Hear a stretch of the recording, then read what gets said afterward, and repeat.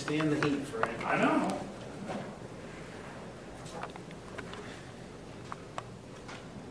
Oh, no, we don't want you now. I'll forget it. My feelings are already hurt. You made no mistake here. Jim's gonna look pretty silly over there by himself.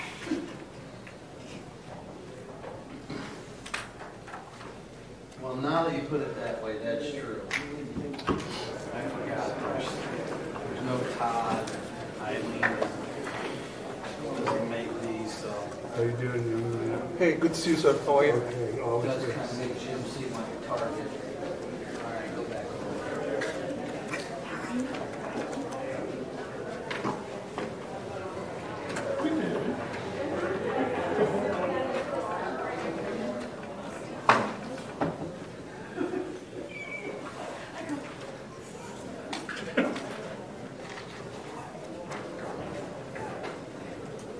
I guess he had a point with leaving Jim by himself. We'll give him that.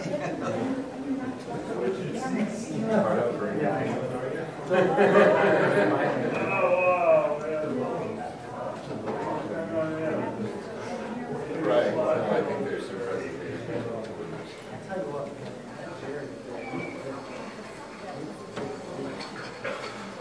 Okay.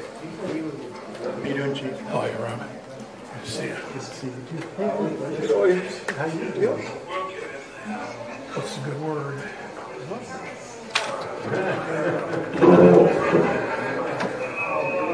Did you guys catch any of those days up at Ladue?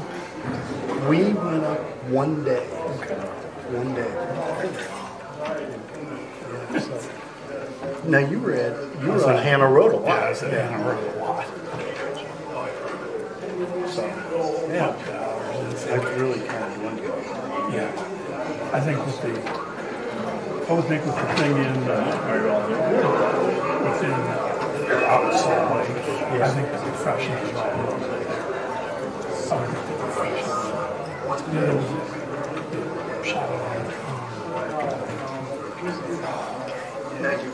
the training? That's like you sit up there with the right people and you go, yeah, that's somebody. Well, I've seen you in The most fun was the time I was out there doing Ferguson. Guy from intelligence. And he sat there, well, that's so-and-so, that's so-and-so, that's so-and-so. And the guy carrying the dog. I knew them all. It was, You remember yeah.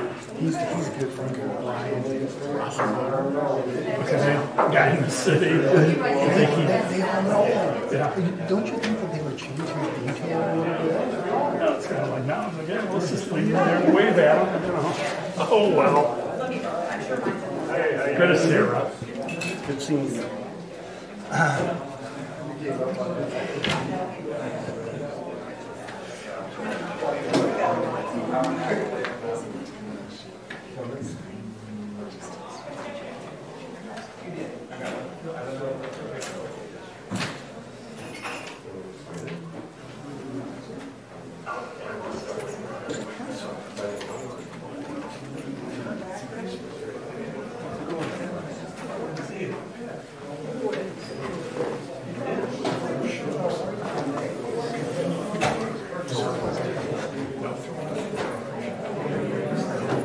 Know anything other than clean direct? Better not float anywhere, better not smoke up anywhere.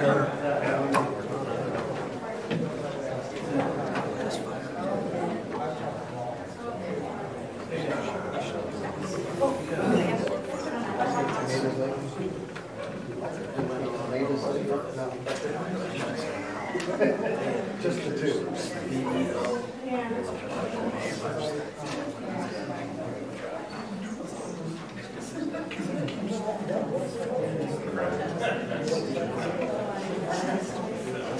Yeah, and it was kind of, she was like, well, you know, Hey, guidelines for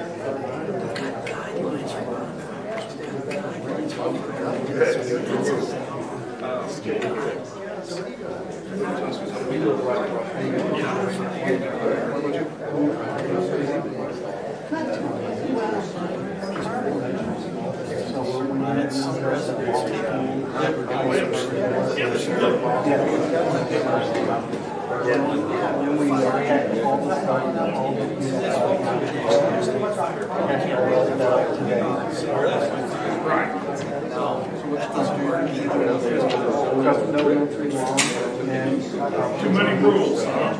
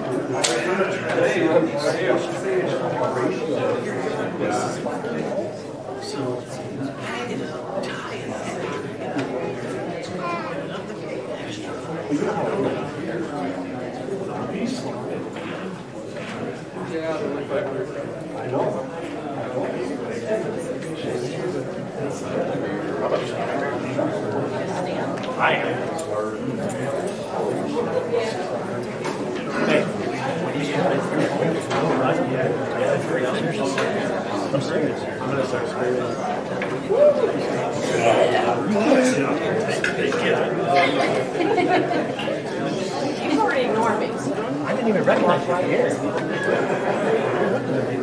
It's still showing. Oh, yeah. Whatever. Oh, whatever.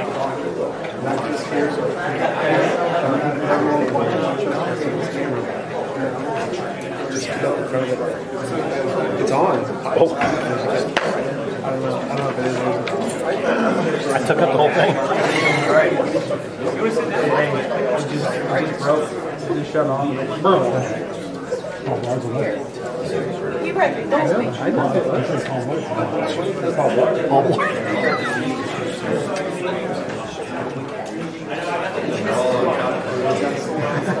We're gonna embarrass him. We're gonna be next to the camera. This and that. Oh yeah, we'll behave. Oh yeah. Is it on? It's not. On YouTube. On YouTube. Now you say it. Yeah. He's gonna hit me.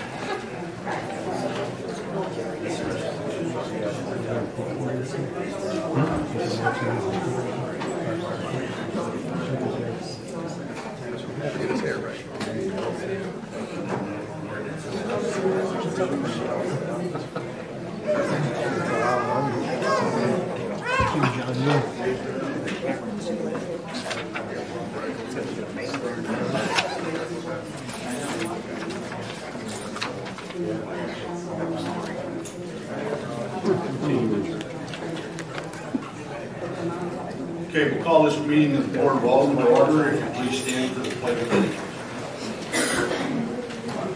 I pledge allegiance to the flag of the United States of America and to the republic for which it stands, one nation, under God, indivisible, with liberty and justice for all. Thank you.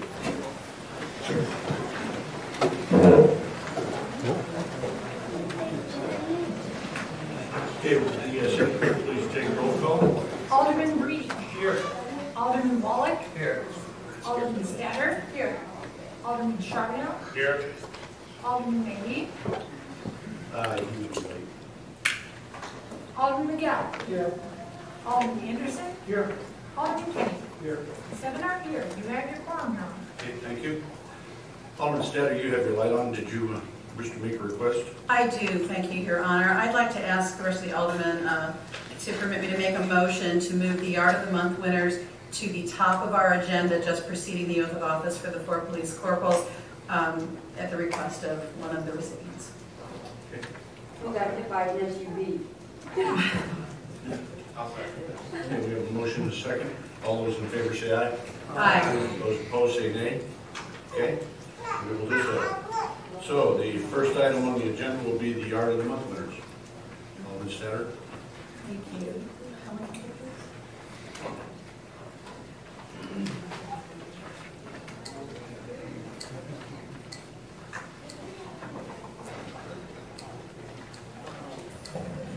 Thank you. So the Crestwood Beautification Committee has instituted a Yard of the Month program. This has been our second summer doing that, and we wanted to recognize the winners from the last several months, and many of them are here this evening with us. If you are here and you would like to come up, please do so. I have Patricia Gunnifson. And that was my request, so I appreciate you guys doing it. I didn't want to tell everybody you were recovered. No, I was telling her that I was in the hospital when I got a phone call from my friend who was at my house about this.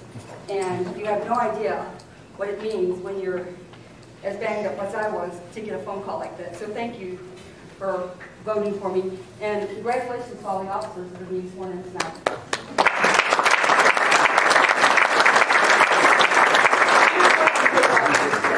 Do you want to stay for a picture? I'll stay, but okay. I'm barely hanging in there. Diane Wilson. I know we had a few that couldn't make it seating. Stephen Nancy Rapp.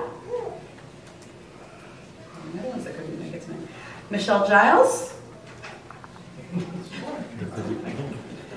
Even banged up, you made it in. And do we have any representatives here from Easy Storage? They were a business of the month who received an award.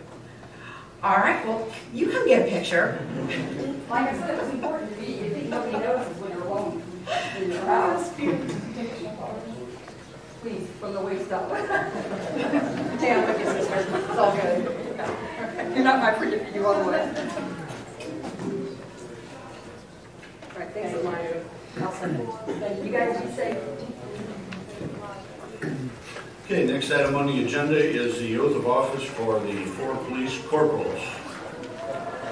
Chief Harley.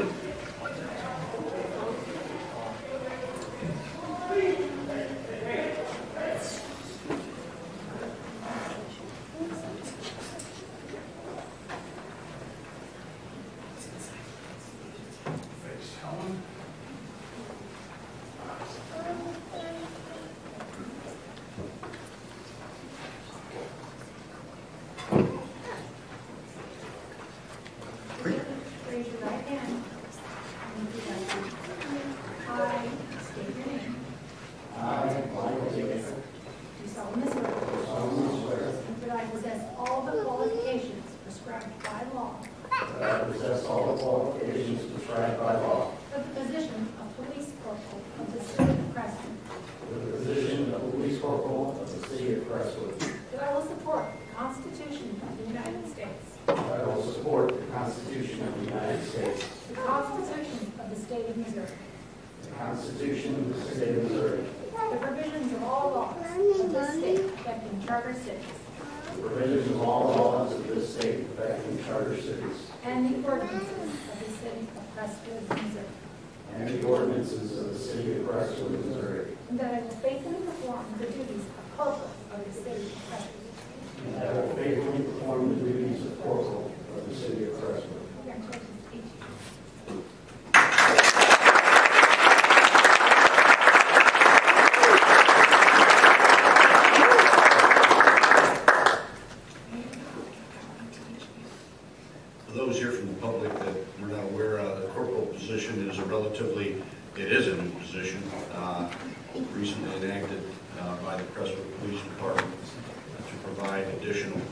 support services and supervisory personnel for those on the street.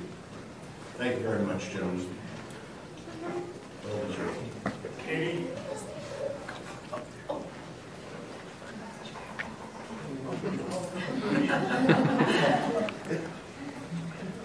Chief, you're good at that.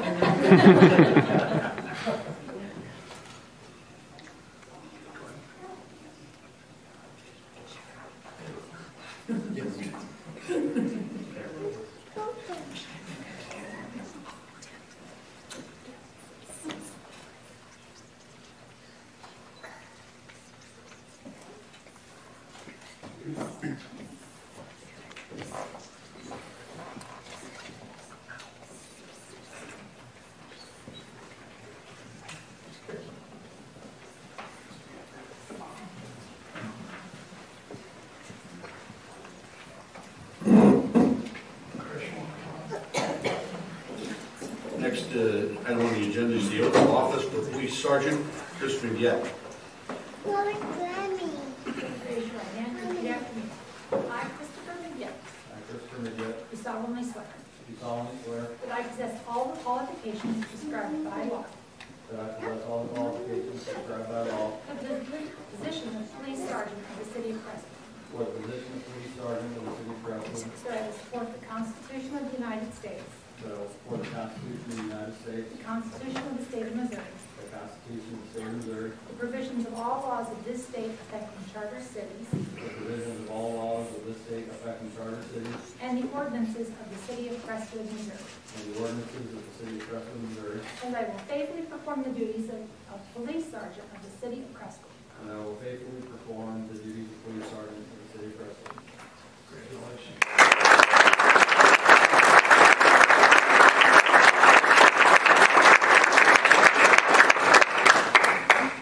Congratulations, Sergeant. Next item is the oath for Police Officer Kevin Griffin.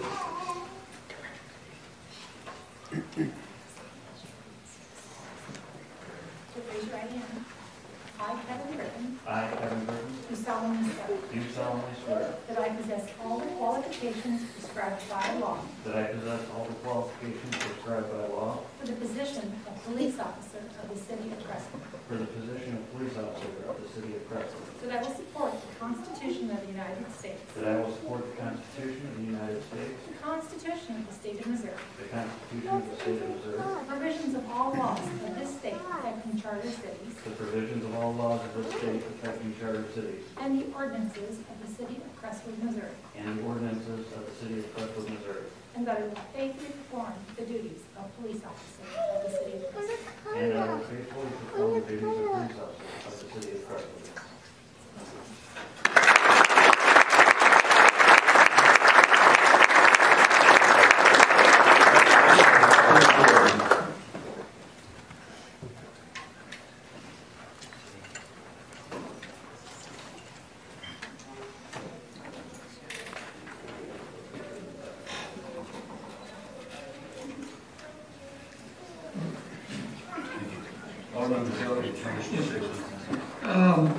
Can I just ask Mr. Griffin a question? Yes, sir. I understand you come from a long line of family with a long line of law enforcement. Yes, sir. I was just wondering if you would like to comment on that. Yes, I'm a third-generation police officer. Someone in my family has been serving in law enforcement since 1928. It wasn't me. Thank you. I just wanted to recognize that. Thank you. Thank you. Okay, that concludes the oath of office. Chief, thank you. Okay, the next item on the agenda this evening is public hearings. Those of you that wish to stay can, however, if you're here for the oaths of office, you're welcome to leave anytime. Okay, the first public hearing tonight, which I'll open, is an appeal for the Church of the Advent. If city administrator would please. So the appeal that's before the Board of Aldermen tonight is regarding the electronic sign permit by the Church of the Advent. Since the Sign Commission's denial of that permit and following the appeal of the Church to the Board of Aldermen, city officials have been in contact with representatives from Church of the Advent and have reached some mutually agreed upon conditions that city staff believes makes this electronic sign much more appealing to the community, protects the resident interests that are there. So I will read through the conditions that both parties have agreed to, and then that will be up for the consideration of the public and the Board of Aldermen as they consider the appeal. The first condition is that the sign shall be approximately the same size and location behind the sidewalk, and location of the existing sign. The size is about 6 feet and 1/4 of an inch and by 6 feet and 11/16 of an inch. The location is 7 feet behind the sidewalk and 15 feet 6 inches back behind the curb. The sign shall display only monochromatic letters and characters on a monochromatic background, for example, solid black letters on a solid red background. The sign shall not display flashing, animated, or scrolling messages. The sign shall not be illuminated between the hours of 10 p.m. and 5 a.m. Between 5:01 a.m. and 9:59 p.m. each day, the sign shall not exceed the brightness level established by Section 22-24C3 of the Code, which prescribes 5,000 foot candles per square meter as amended. Any change in sign message shall be instantaneous rather than gradual. The church shall obtain an electrical permit from St. Louis County as required by Section 22-5F of the Code as amended. The sign shall be maintained as required by Section 22-33 of the Code as amended and shall comply with all applicable city ordinances. That is all. Okay. Is there a representative here tonight from the Advent Church? No. Sir, if you wouldn't mind stepping to the podium and giving us your name and the address for our record, we would appreciate it. My name is the Reverend Dan Hampshire. The church is at 9373 Garber Road. Okay, thank you. Did you hear those conditions were read off by Mr. Simpson? Yes, I did. And was it your position that you agree with those conditions as set forth? Yes. Okay, I appreciate that. In fact, the sign will be smaller than the current sign by about 3 inches each dimension. Okay. Okay, very good. And you can have a seat, sir, if you like. I'm going to invite the public up. If there's someone here from the public that wishes to comment on this issue, we'll give them an opportunity. Anyone on this side care to speak?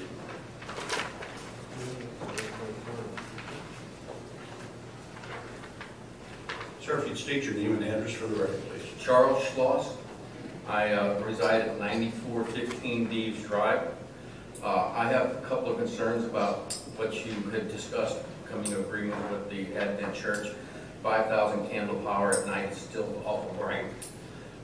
And the reason I'm concerned about this is I live catty corner, the back of my property is catty corner from the church.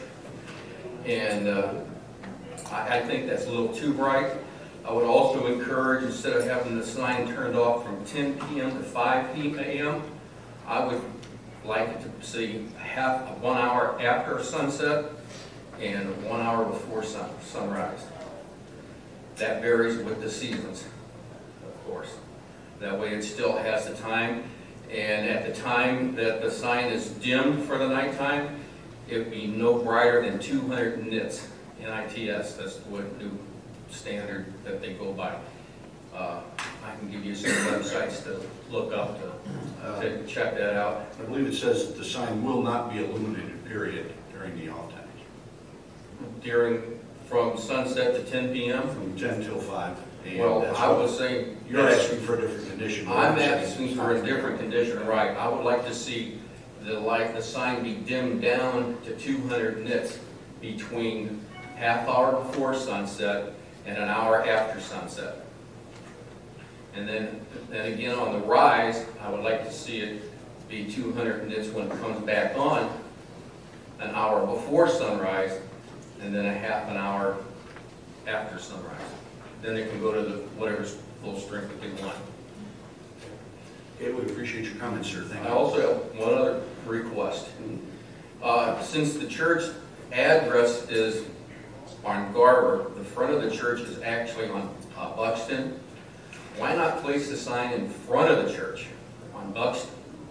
Because all the people on Buxton, from what I understand from a previous petition they signed, had no reservations whatsoever for this sign. And that way they can live with it. I don't have to continue living with it, because now with the sign where it is very intrusive in my backyard when we're trying to have festivities. It's actually impossible to see if you look back towards that direction, if you have any grandkids playing. And I have a couple of pictures here I'd like to bring you to show you what it looks like from my backyard.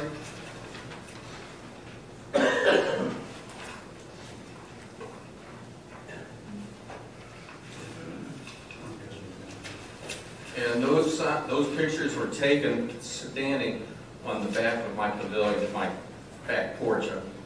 My daughters call it pavilion, but those are my concerns. Okay, thank you very much, sir. We appreciate that. Anyone else on this side care to speak? See no other hands there. Anyone on this side care to speak?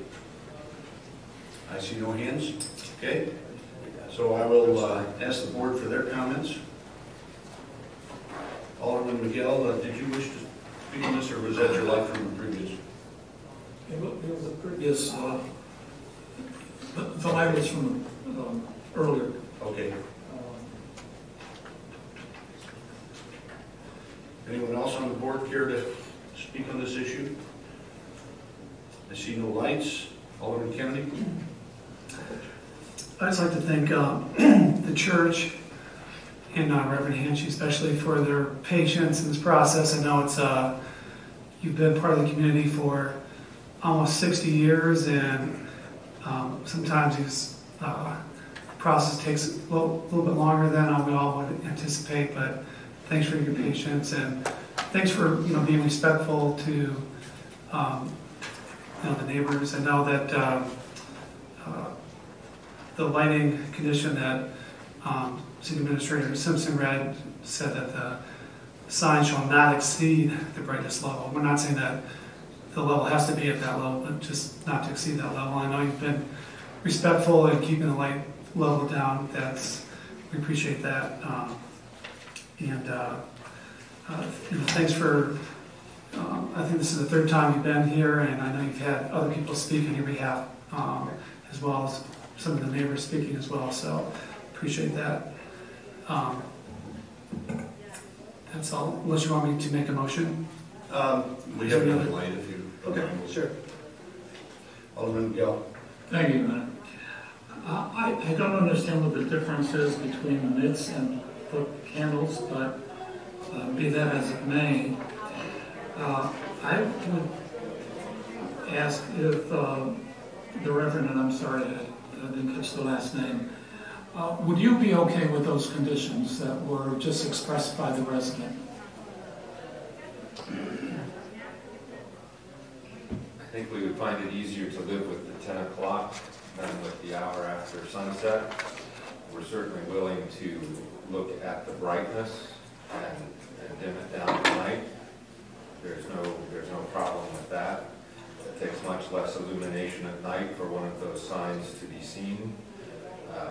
And the manufacturer has, there's an electric eye on it, so it automatically dims down as the ambient light goes down.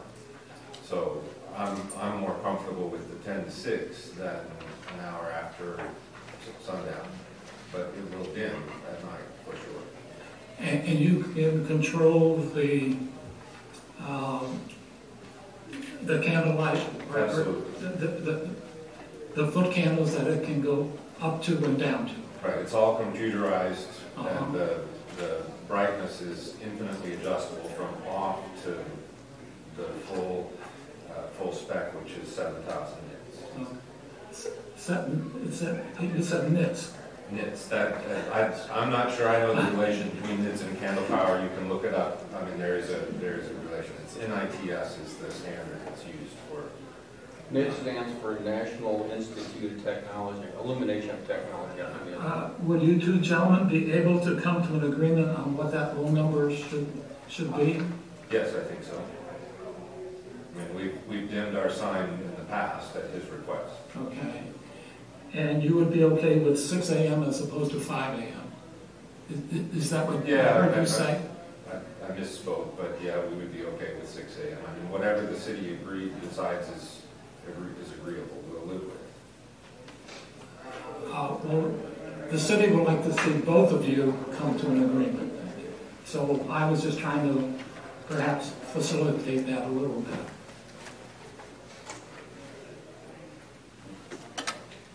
The memo said 5, and I don't know if we want to get into amending that memo right now. I mean, we'll work with it. Okay. We're going to work with it. We did in the past, and we will in the future. So we want to be a respectful neighbor, and I think that this memo was just, let's get started with some guidelines here, and we'll go forward from there. Okay.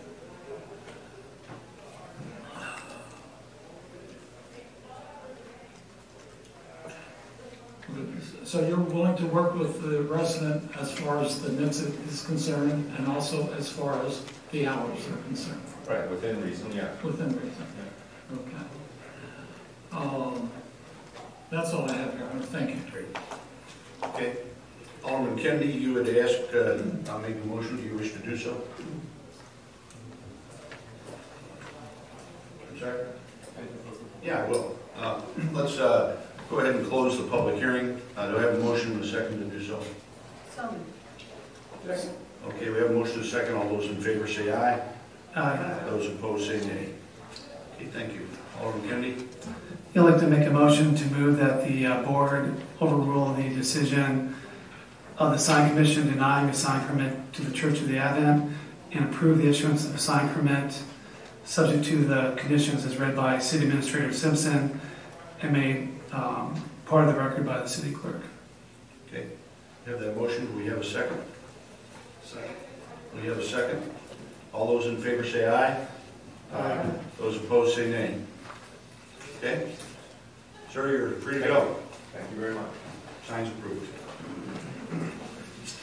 Okay, the next item on the agenda is a public hearing for a pedestrian stop sign at Sunray Lane and Chaseberry Terrace.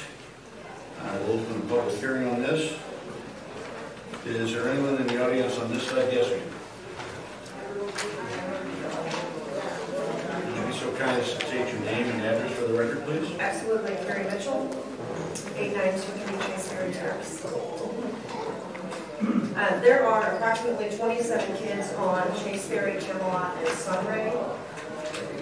All but approximately 2 fairly regularly use the crosswalk to get either to school at Our Lady of Providence or TSR or the playground or go up to the athletic fields. And the pedestrian crosswalk that is there now is ignored multiple times a day. I don't trust my kids to walk to school or home from school without me or another adult. I don't think people intentionally blow through there. I'd like to think that they don't. But there's no stop sign there, and it's just in the middle of a street. There's not even a stop sign on Chaseberry. And even people from the school that are picking up kids will comment that they just don't even know that it's there. There's yellow signs on both sides, and you can clearly see that the city has painted over the crosswalk several times, but they just don't see it. People speed around Hardy onto Sunray, which makes it really difficult for a younger child to kind of fend for themselves when they're coming around pretty fast.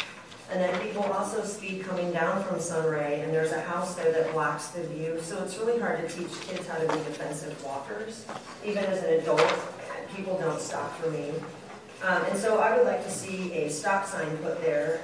Neighbors have also commented that live on Sunray that they have a difficult time even backing out of their driveways because of the amount of speed that is there. I have discussed with the people at OLP and the principal, and they talked to parents to not park on either side of the crosswalk at dismissal time, and they don't seem to be heeding those warnings. I have called Crestwood Police on a couple of occasions, and I realize that they're really busy, but I have not once seen them come to help, just to be present at the end of the day. My husband says they're often there in the morning, and I completely understand that they're busy. But people need to realize that there's kids' lives at stake, and it's a neighborhood. We had a older neighbor 2 weeks ago. This church has a plastic man with a flag that stands a little lower than waist high for me, and completely drove over the sign without even realizing. Luckily, there were no kids there. So I don't think people are really paying attention. So I personally would like to see the stop sign to draw closer attention in a residential area. Thank you. Thank you very much for your comments. Anyone else on this side care to speak on this issue? I see no other hands. Anyone on this side care to speak on this issue? I see no other hands. Okay, so I will open it up to comments from the board. Alderman Miguel, your light is on. No? Okay. Alderman Wallach? Yeah. Sorry. Thank you, Your Honor. In our package is a couple of photographs. One is 64 as well as 65. I'm assuming photograph 65 is what the current condition is at the location, which looks like a pedestrian. There's a crosswalk there, and then it's got children crossing in both ways across the Sunray. And then tonight, what is before us is the proposed sign number 64, which has, I guess, a stop that's in the underneath section. Is that what's tonight, what the stop sign is going to look like? Just a little more clarity. Correct, Alderman. Okay. And will the two signs, will they be moved closer to the crosswalk, or are they going to stay the same where they're at now with just the additional stop sign that's on the bottom portion added to it? They would stay at their current location. Okay. All right. And if I read the memo correctly, again, it's a state law to stop any crosswalk. But this kind of reinforces that state law for those youngsters that are crossing the street and need that little protection that we all need. And it's my understanding that this stop is only in effect when there's people crossing the crosswalk, but it's not really meant for people that are, when there's no one in the crosswalk to stop. Is that correct? That is correct. All right. All right, thank you. Yield the floor. I yield the floor. Alderman Beatty? Yeah, I would echo most of the residents' remarks. It's an area where it's a dangerous crosswalk. The traffic flies through there, and the crosswalk's pictured on page 64 of the packet. There's one in the foreground, and if you look, there's kind of a blurry one in the left background. That's the signage by Truman Middle School that either earlier this year or late last year, Lindbergh requested that we install because their studies showed that was the most highly visible sign for a crosswalk, and they thought it was important for safety purposes to have these installed next to their school. And with the Our Lady of Providence Church being a church and a school, and there's some sports leagues that practice there, I think the same high visibility signage should be put in for safety reasons.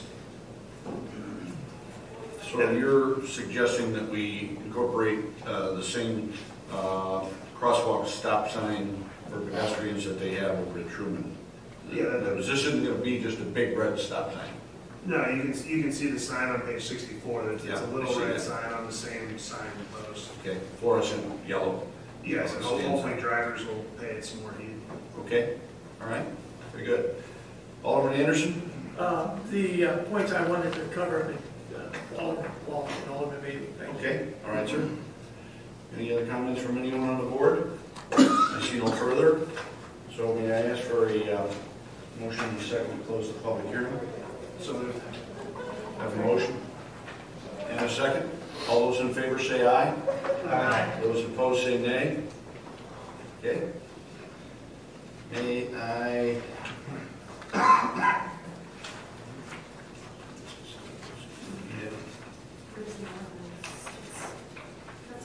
Yeah, okay. So we have an ordinance amending Article 7 of Chapter 14 of the Municipal Code of the City of Crestwood, Missouri to amend Section 14-183 relating to through streets and stop intersections and to authorize the installation of stop signs on Sunray Lane and its intersection with Chaseberry Terrace. Okay. Do I have a motion and a second for a first reading? Second. I have a motion and a second. All those in favor say aye. Aye. Those opposed say nay. Okay. May I have the bill number, please? 1759. 17-59. Set down to Alderman Miguel, that's his word. Alderman Miguel, if you do the honors, please. Thank you, Your Honor. Bill number 17-59, introduced by Alderman Miguel. An ordinance amending Article 7 of Chapter 14 of the Municipal Code of the City of Crestwood, Missouri, to amend Section 14-183 relating to through streets and stop intersections, and to authorize the installation of stop signs on Sunray Lane at its intersection with Chaseberry Terrace. Roll call, please. Alderman Maybe. Yes. Alderman Breeding. Yes. Alderman Kennedy. Yes. Alderman Charbonneau. Yes. Alderman Miguel. Yes. Alderman Mullick. Yes. Alderman Anderson. Yes. Alderman Stafford. Yes. 8 ayes, the motion has passed. Okay. We have a motion and a second for a second reading, please. So moved. Second. We have a motion and a second. All those in favor say aye. Aye. Those opposed say nay. Alderman Maybe, would you do the honors, please? Yes, Your Honor. Bill number 1759, introduced by Alderman Miguel, an ordinance amending Article 7 of Chapter 14 of the Municipal Code of the City of Crestwood, Missouri to amend Section 14-183 relating to through streets and stop intersections and to authorize the installation of stop signs on Sunray Lane and its intersection with Chaseberry Terrace. Roll call, please. Alderman Breeding. Yes. Alderman Stafford. Yes. Alderman Maybe. Yes. Alderman Anderson. Yes. Alderman Mullick. Yes. Alderman Charbonneau. Yes. Alderman Miguel. Yes. Alderman Kennedy. Yes. 8 ayes, the motion has passed. Okay, issue is passed, so the stop sign will be placed there. Do we have any idea of when that will be done? We'll try and get that taken care of within the next couple weeks. Okay, thank you. All right, next item on the agenda is a public hearing for a stop sign on Garden Rock Drive at Pardee Road. I'll open that public hearing. Is there anyone on this side that cares to speak on this issue? I see no hands. Anyone on this side cares to speak on this issue? I see no hands. So I will now ask the Board of Aldermen if they have any questions regarding or any comments regarding this issue. And Alderman Wallach. Yeah, just for clarity, this location, where's this location at? Is it the new subdivision? And was it not in the conditional use permit, or when we approved the subdivision, did we request that from the developer that there would be a stop sign at that location? And if so, is that funding, whatever funds, should the developer actually be paying for those necessary funding as it regards to the stop sign installation? I can't speak to whether it's in this conditional use permit or any permit that was associated, but in order for us to be able to enforce it, it's got to be adopted by action of the city. I don't know as to the exact cost of the stop sign, Jim, but I can't imagine it's significant enough to... And I believe the stop sign was installed by the developer as well. So we're just doing the administrative action for the stop sign so that it is enforceable. Gotcha, okay. You have the floor. Okay. I see no other lights from members of the board, so I will ask for a motion in a second to close the public hearing. Your Honor, can I make I'm sorry. Go ahead. Can I make a motion to close the public hearing and to place this ordinance on the consent agenda to save time? I'll second that. We have a motion and a second. All those in favor say aye. Aye. Those opposed say nay. Okay. So we will place this on the consent agenda. All right. Next item is an ordinance, a resolution approving the preliminary development plan of Made Homes LLC for the development of property under the Planned Development Residential District classification. Do we have anyone here from that?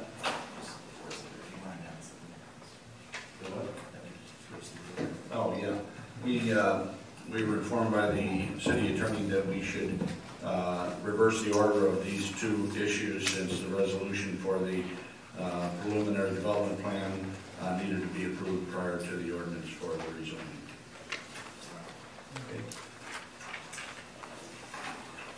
Okay. So since this is a resolution, for a public hearing, is there anyone on this side that cares to speak on this issue?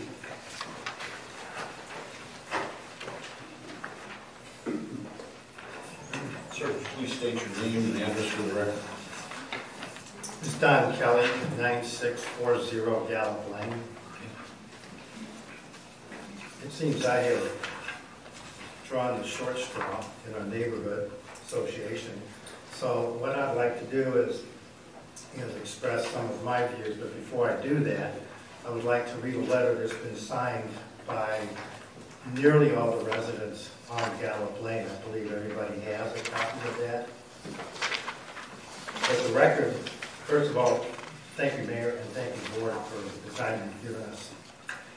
The letter states, as a resident of Gallup, Crestwood living on Gallup Lane, I am concerned with the preliminary development plans located at 8601 Old Sappington Road.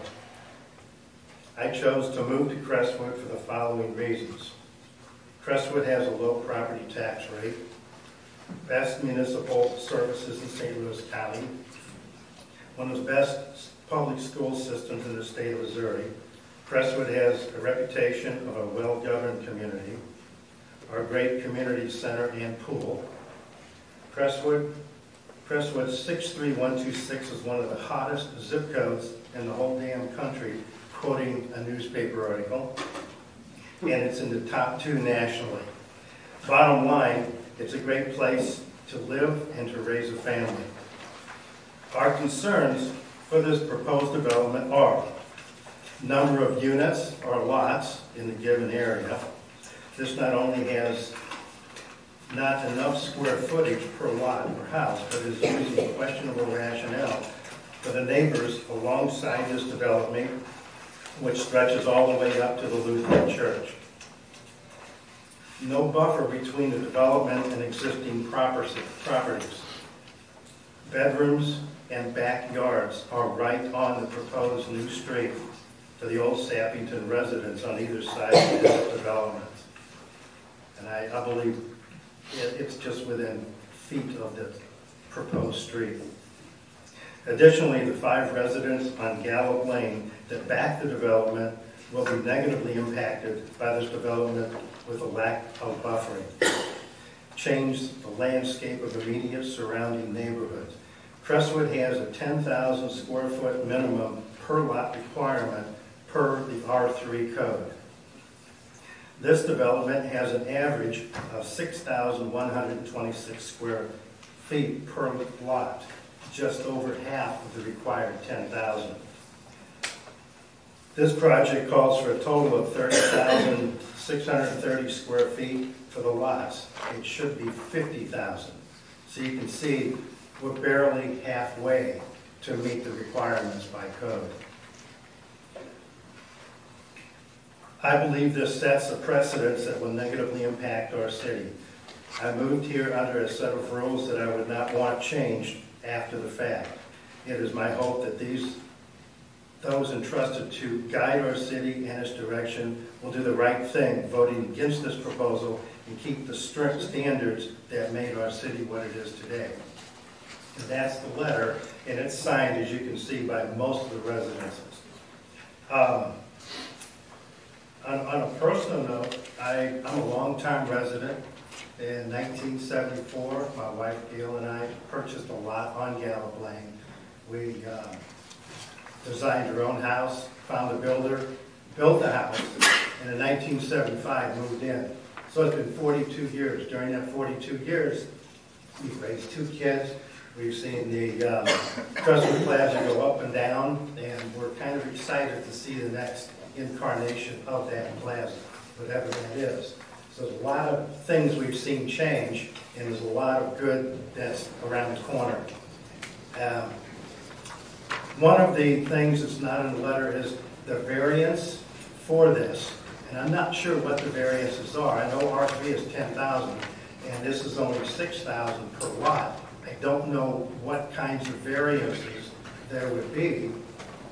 So I guess one of my questions is that open-ended, and what latitude is given to the developers on how far that they take the variances?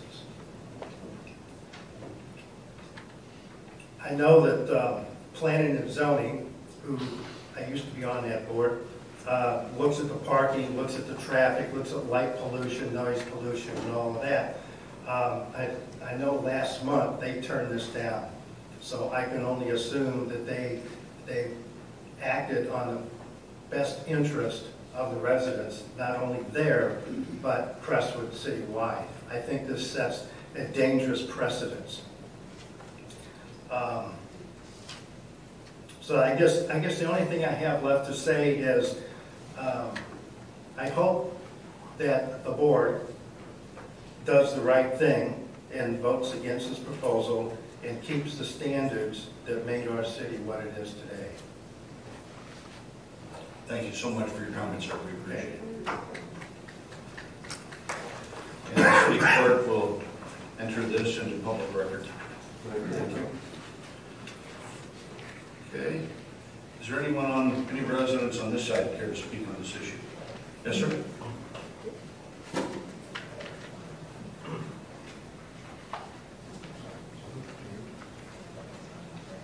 Sir, please state your name and address for the record. My name is John Webb. I own the property at 8728 New Savington Road. Okay. Thank you, ladies and gentlemen, for the opportunity to share my thoughts about the proposed development. I have appeared twice before the Planning and Zoning Committee, and so I'm here today with the same idea. And since I'm not an attorney, and I have a very limited amount of experience in real estate development, I hope you'll bear with me, I'll make it quick. Sure. My understanding is that these developers have asked for a variance. The variance requires, if I understand correctly, 2.5 acres. And this is substantially less than that. This isn't just a little push, this is a major league change from what the variance requires. And I hope that the board will take into account that the zoning laws, I just moved here in June, just a few months ago. Before I did, I looked at the zoning, and it's all R3 around the area, so it would never occur to me that this could come under fire so quickly. But it has. And I hope everybody will keep in mind that, in my judgment, the purpose of the zoning laws is protection of the people who are the residents of the community, not to protect the interests of developers who strictly have just the financial interest in the short term. So thank you very much for your time. Sure. Thank you, sir. Anyone else on this side? Yes, ma'am.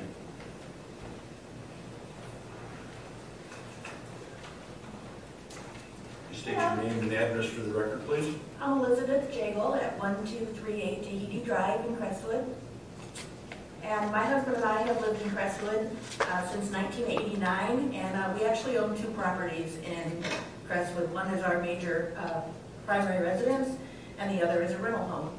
And I'm actually in favor of rezoning for this particular issue because I think the zoning laws are outdated, and there's a lot of change coming to Crestwood, good positive change coming to Crestwood, and I think this is just a little bit of a forefront of what's to come. But when the mall is redeveloped and is real happen in place, there's going to be some need for some transitional housing. So the tenant that's actually in my rental home is 81 years old, and she doesn't even use her basement, and she wishes there was a villa, a 1-floor villa in the area that she could move to, because she's paying for space that she never uses.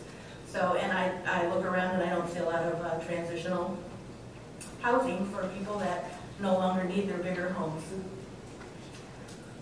So that's what I wanted to say. Okay, thank you so much for your comments. Yes, ma'am?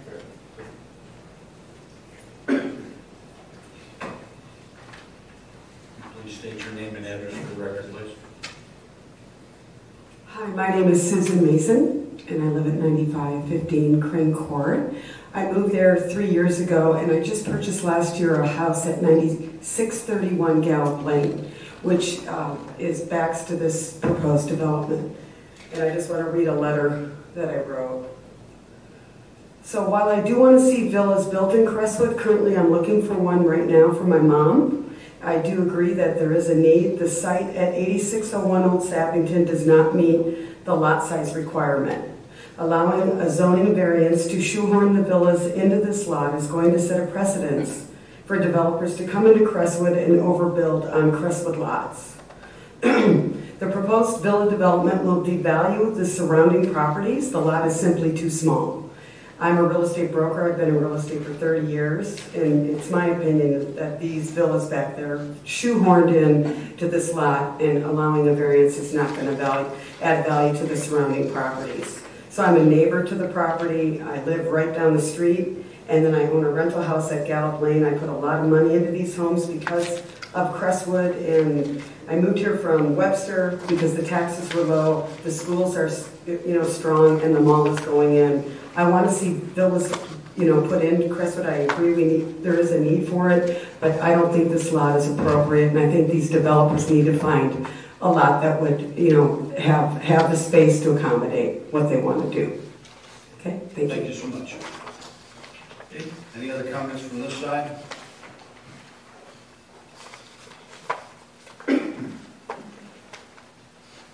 Please state your name and address for the record.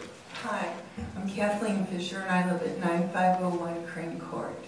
And I would just really like to reiterate what Susan just said, because I'm not against new development at all. I mean, and I think there is a need for villas, and the one at Old Sappington and Sappington, they're beautifully laid out. But there's so many factors that go into the layout. Maybe if it was just 2 instead of 5, or really just one house should go in that area. So. Okay. And she'd just like to read off what we have. She's got some points. I also live 9501 Crane. The zoning board has studied the layout first, and they voted against it. So I really would like for you to consider what they voted on. I mean, they studied the issue first. And we have copies of their minutes, so okay, great. All of our members have read those. So we respectfully actually follow the wisdom and just say no, because new development is not the issue. The issue is proper planning.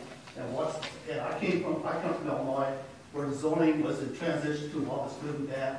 They made a lot of mistakes starting, but it took about 20 years to figure it all out. But what we're asking is, when you go to 2.5 acres from 5, I understand, and I'm not a real estate attorney or anything like that, but what's next? 2 acres, acre and a half, what's next? So we're really asking, some things are meant to be stationary, and we think the laws are good enough should be stationary. Okay. Thank you very much. Appreciate your comments. Someone else on this side have a comment? Yes, sir.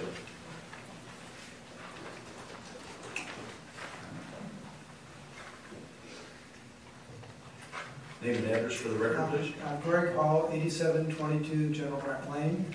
Good evening, Mayor and Board. I am the Finance Chairman for Prince of Peace Lutheran Church, and the Church Council appointed me to be the spokesman for our church concerning this proposal. And we as a church hope that the Board follows the P&Z recommendation not to change the zoning for this project, which would basically cancel out this project. And the reason being, this small lot, 1.27 acres, we feel that it's just too small a lot to put in 5 villas. It particularly affects the church because the villas go all the way to the back of the lot, come very close to our church, within about 25-30 feet, and also our patio area. And then we have a very nice playground that is used by our early childhood education program. It's Christ Community Lutheran School, and it's been there for over 40 years, and it serves the 2 to 5 year old children in the community. We have about 40 children currently, and I'll mention that all of them come from outside of our church, so it serves the community and has been for a long time. And this development, the roadway would be about 25 feet from the playground, and that's a concern. And a lot of the families that utilize our preschool, one of the things they always say is they love the park-like setting we have back there. And this development, the way it's planned, would greatly alter this park-like setting that we have.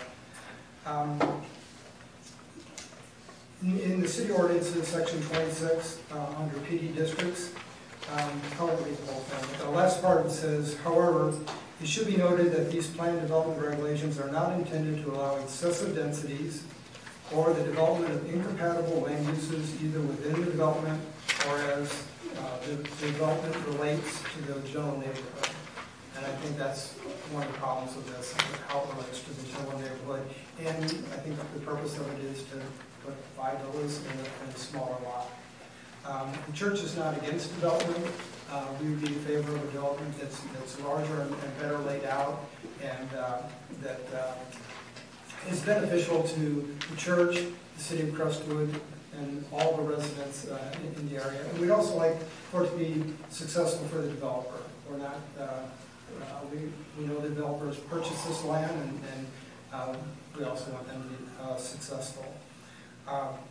One thing I'd like to state, our Planning and Zoning Commission, I'd never been before it, and as some of you know, I worked 12 years in municipal government, and I was very impressed with our Planning and Zoning Commission. We have a lot of very talented, experienced people that I think did an excellent job.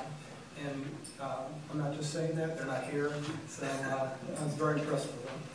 I also want to thank the mayor and aldermen that took my calls, very responsive, and also want to thank city staff, especially Mr. Jones, very responsive and kept me updated. Thank you for your time. Thank you so much. Anyone else on this side here speak? Yes, ma'am.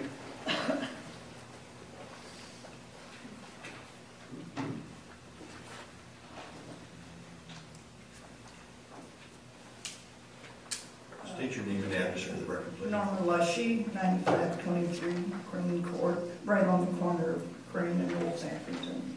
And it has been well said, the opposition that I have to the development, and I really can't add anything else except everybody's done a fine job, you know, stating our wishes and our opposition to this project. And I agree, you know, that condos should be somewhere in the city, but not in that small space. Okay. Thank you. Thank you, ma'am. Yes, sir? Yeah. You want to step to the podium here, please, before you make your comments? And if you state your name and address for the record. Yeah, I'm 8531 Sackington. Thank you. The street would probably butt up right to my property line. And I'm close to the density, and unless the street was no parking, it'd be very annoying. Thank you so much for your comment. Yes, sir?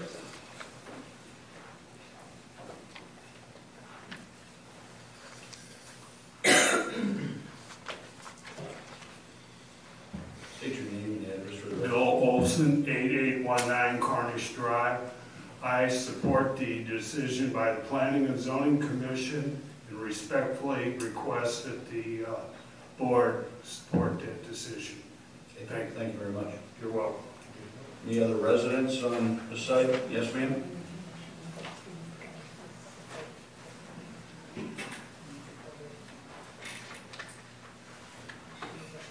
State your name and address. Erwin Adrian, 8607 Old Sackington Road, which is right next door to this thing. And I agree, there's too many units on there for that small lot and too much impervious surface. I don't know where all the rainwater is going to go by the time they get done with the driveways and the houses and stuff. So I am definitely against it. Okay, thank you very much, ma'am. Anyone else on this side as a resident care to speak? Okay, see no further hands. I believe the developer and or engineer is here. Mr. Wynn, would you care to approach the podium and have anything to say regarding this?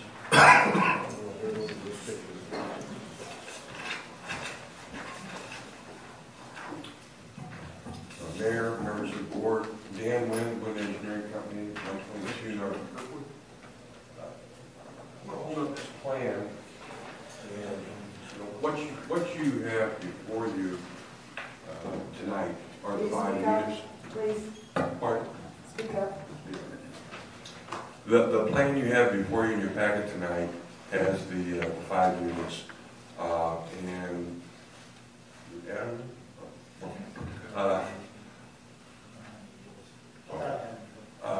we had submitted in some drawings that would indicate the future potential of development for other parcels. And are those are in your packet? Yes. Okay. So, again, the intent was to take a long view with it and say at some point in time how the development would come together, to add some figures to it, but also sort of fill out the street. So, ideally, it's looked at not from just 5, but a longer view for additional units. We've heard comments about Crestwood's a great place to live. We get that. That's where we want to do this. Tax rates. Just with the 5 right here, we're probably looking at assessed valuation or appraised, about $1.7 million. So that's going to add some money to the coffers too. It's never an easy decision on something like this, but we feel it'd be a great location for it, a good product. I did hear, maybe reading between the lines a little bit, Mr. Hall from the church was kind of indicated, not necessarily against the development, but maybe how it lays out. We would like the opportunity, I guess, to maybe explore that a little more with the church, talk to them and see if there's anything we can do to craft the plan that's a little bit better. I don't know if it go through a major change, but obviously we're looking for something that is a good neighbor to the church as well. And the alternative, to keep the lot as it is and just build one house on there, I think is a tremendous underuse of the property. So we would like the opportunity to perhaps open discussions back up with the church a little bit. Maybe if the board would be so inclined tonight to perhaps continue our request for a meeting or two and let us pursue that. So are you looking for a postponement of this consideration tonight? Ideally, yes. To give you an opportunity to further investigate and research your other options. Correct. Okay.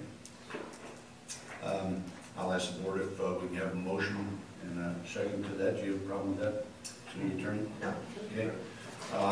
So would the board oblige Mr. Wynn and the owners of this property, Made Homes, a postponement till a future meeting, till they have an opportunity to revisit their options with the church and perhaps other property owners in the area. Can we put it to a date certain, Your Honor? I'm sorry? Can we put it to a certain meeting instead of just kind of a vague, indefinite Yeah, do you postponement? give us some ideas to how much time you'd like? Or? As far as when the next meeting we would come. Well, see, our next meeting here is October, is it 28th? 24th. I'm sorry? 24th. Okay. If we have to get everybody together, sure. Maybe a meeting after that. November 14th. What's the last one in November? 28th. November 28th. After Thanksgiving. Tuesday, that would work. Would that work? Okay. So November 28th. That, you have the approval of the board? So I'll make that motion. I prefer to move it up a little bit. Is there a reason? Not particularly. Okay. Okay. So I'll accept Alderman Mayhews' motion to bring this issue back before the board on November 28th of this year. This is a... Close the hearing, we'll have to republish. I'm sorry? If we close the hearing tonight, Alderman Stetter will have to republish the notices, and I believe we can just post the continuation will be held. Correct. And that's So we want to leave it open. Make sure the public knows, we won't have to incur the cost of republication. So we have a motion to postpone this hearing until November 28th. And we have a second. Would you take a roll call, please?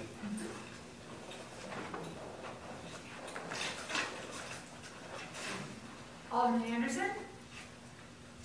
Yes. Alderman Wallach? No. Alderman Maybe? Yes. Alderman Charbonneau? Yes. Alderman Kennedy? No. Alderman Staver? Yes. Alderman Miguel? No. Alderman Breed? No. 4-4? 4-4, Your Honor. Okay, yes. So we will postpone this until November 28th to get an opportunity to adjourn. Okay, thank you. I'm going to close the public hearing first. No, we're not. Oh, okay, we're not closing. So go ahead. My question is, the houses that are numbered 3, 4, and 5, Yes. the property really goes back that far? Or are you doing some other purchasing of other property? No, the property does extend that far into the church. It's between the church and this one, it's a little odd configuration. I think there's an opportunity maybe to square some things up for the church and this property perhaps. But the property does extend that far into the church. We're not buying it from the church. It's No, I not understand. platted. I didn't realize it was that far back. Okay. Mr. Wynn, I'd just like to say that, you know, the reason I voted yes to give you this extension is because I know that you and the owners have spent a lot of time on this project. You have a lot of money invested in it. And, you know, if you feel that there's an opportunity to work something out, then, you know, I'd be interested in seeing what you're able to accomplish. So therefore, I will, you know, gladly give you the option. I'm not going to tell you that the end result is going to change, but you never know. Okay, appreciate that. Thank you very much. Alderman Breed. Thank you. So will this then come back to us or go to P&Z first? Come back to the board. It'll come back to the board. And so our residents of Ward 1 will be notified, or since it's an ongoing hearing, they don't have to be notified. I just feel like there's a lot of people here who need to be in the know. Yes. That'd be done, I'm sure. Well, Anything else?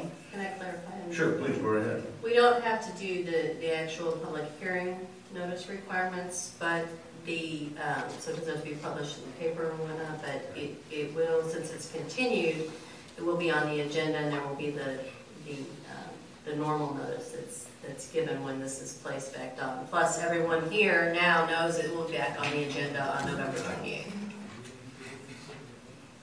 Any further questions? I appreciate that. Okay. Alderman Charbonneau, did you have a comment, sir? No further comment, Your Honor.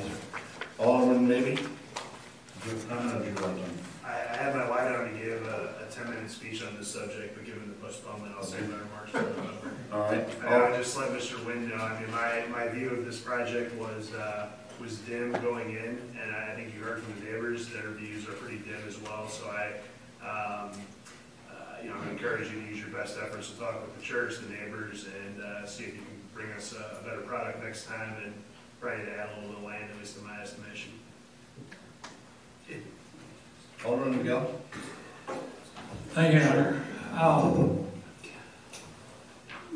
The layout here leaves too much on the table.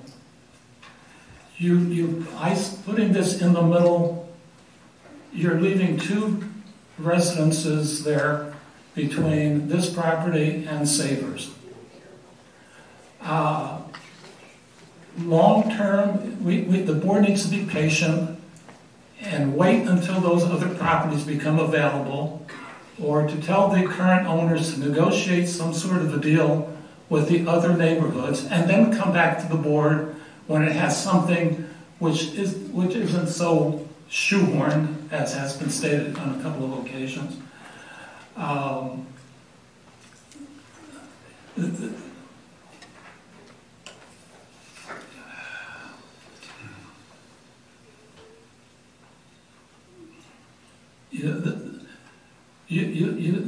You can look around the city and you can see a number of instances where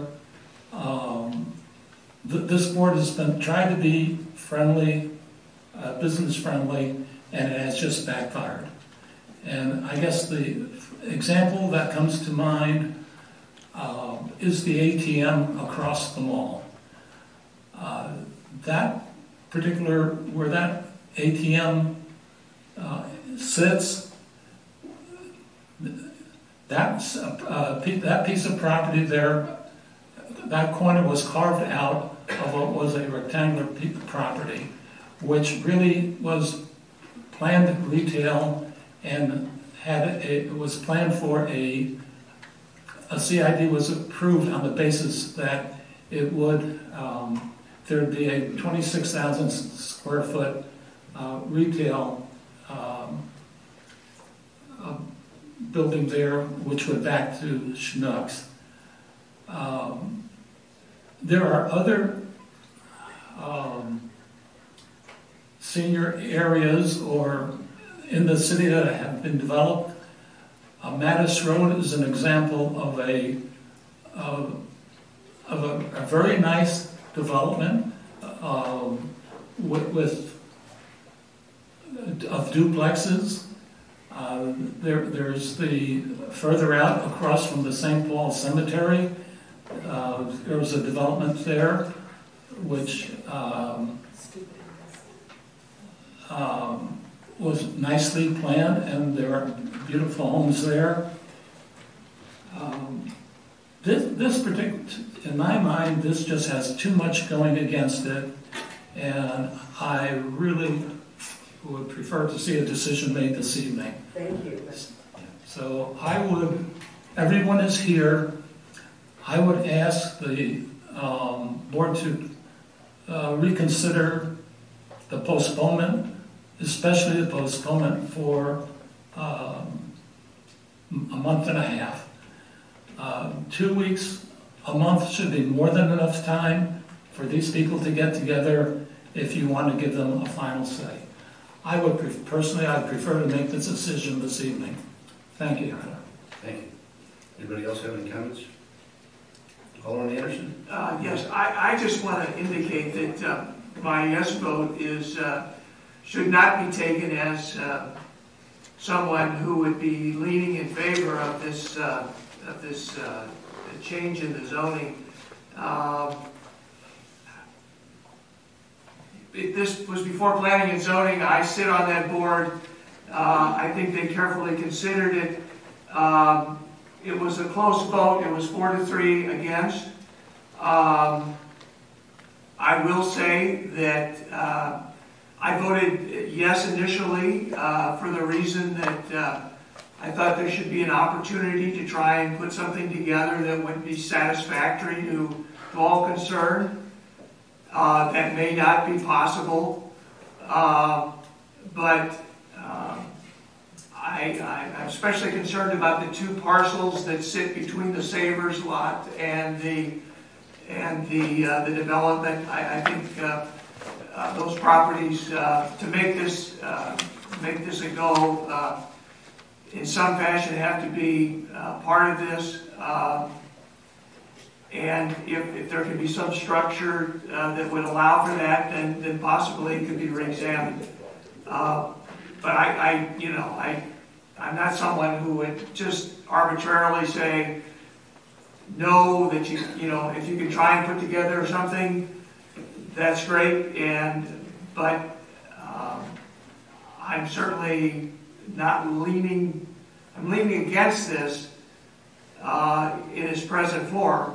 And basically, this would be a continuance that would simply be to facilitate any sort of possible negotiations that might take place. Thank you.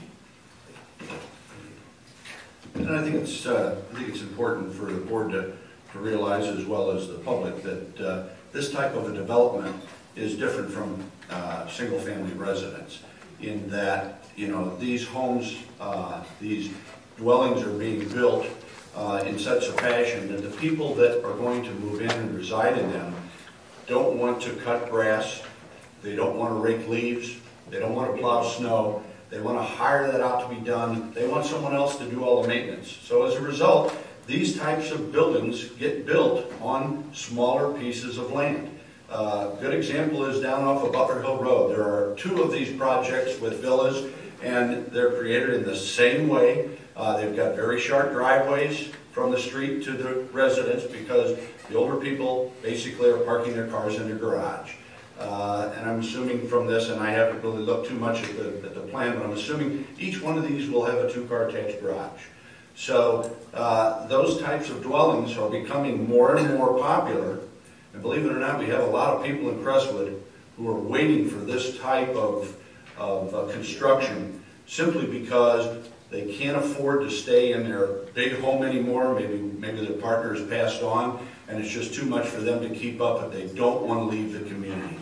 So they'd love to have a place where the washer and dryer are on the first floor, right inside the garage, where you've got your kitchen and your 2 bedrooms and living and dining all on one floor.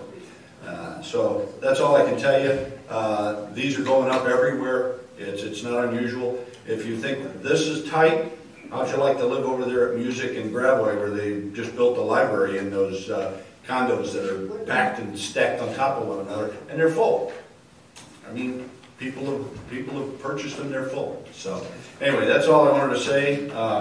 We'll move on to other business here. We thank you, Mr. Wynn, and you will have till the 28th of November to come back to us. If for some reason you decide this just isn't going to be feasible for you, if you would let our planner know so that we can remove it from the agenda at that time, we'd appreciate it. Okay? Thank you. And Mayor? Yes. The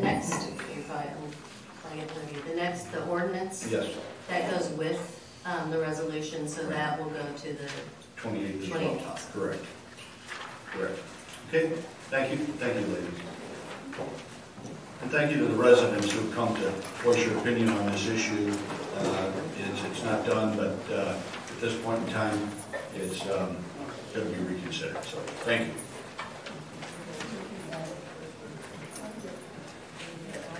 Okay, next item on the agenda is Mayor, Board of Aldermen, and City Administrator reports and/or comments. Alderman Breeden? No comment, Your Honor. Number 42. Okay.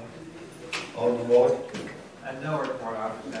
I'm going to talk about the beautification committee meeting that took place last week. Okay. Alderman Statter? Thank you, Your Honor. We did hold a beautification committee meeting on Tuesday, October 3rd. It was a relatively short meeting. We did discuss the upcoming holiday light competition that is starting to be advertised. This is a combined effort between Christmas and Crestwood and the beautification committee. This will allow residents to sign up to be contestants and allow the rest of our residents to vote for their favorite decorated home for the holidays. We are going to extend the Yard of the Month to Beautification Business of the Month as well next year, and they're going to be ordering some signage and certificates around that. They've updated the plants in the atrium at White Cliff, and a monarch tagging party was held at Tom Krauska's home. And work was done over the weekend at our Memorial Garden here outside in advance of the upcoming Memorial Day celebrations. Thank you. Alderman Charbonneau? Yes, thank you, Your Honor. The only thing I have this evening is that next Monday we will have a fire board meeting, and that is all. Okay. Alderman maybe?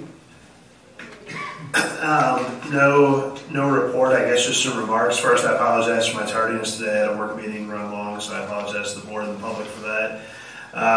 We had some kind of, I'll let the mayor chime in if he knows more about it. There was some kind of a bat presentation in White Cliff Park. Alderman Statter and the mayor were there. I was taking my kids for a walk down by the quarry, had no idea anything was going on, and all these people were there like, hey, you want to learn about bats? And so I learned more about bats than I ever learned in my life. The kids enjoyed it. And they had all these nets out, and they were doing some bat tagging and investigations. And so thank you to whatever city staff played a role in putting that together. There's 30-something odd people there, and 40, 50 maybe. So no, I think a good time was had. There's definitely some bat enthusiasts down there. So yeah, it's a good time over the weekend. And then finally, my only thoughts, obviously we just discussed this continuance of a public hearing. I indicated to Mr. Wynn, my view of had this proceeded to a vote tonight, I was going to be a no vote, and I was going to give a long speech why. I do think we should bear in mind that this board had a previous reputation for being difficult to deal with, and to me, when you have a developer saying, hey, I'm willing to negotiate with all the neighbors and try to bring you something better, I don't think that is an unreasonable request to give them some more time. If they can't bring us a better plan, then so be it. But I think we should keep in mind that other developers watch how we deal with people that come before us, and I don't think we want to look unreasonable going forward. That's all I have. Okay. Alderman Miguel. Thank you, Your Honor. I received a call yesterday from a resident, and he informed me that there was a meeting on Thursday at the Government Center, which is here, and it concerns about the work that AT&T is doing. I wasn't aware that a letter had been sent out to neighbors in that residence, so I was not aware that there was a meeting on the subject.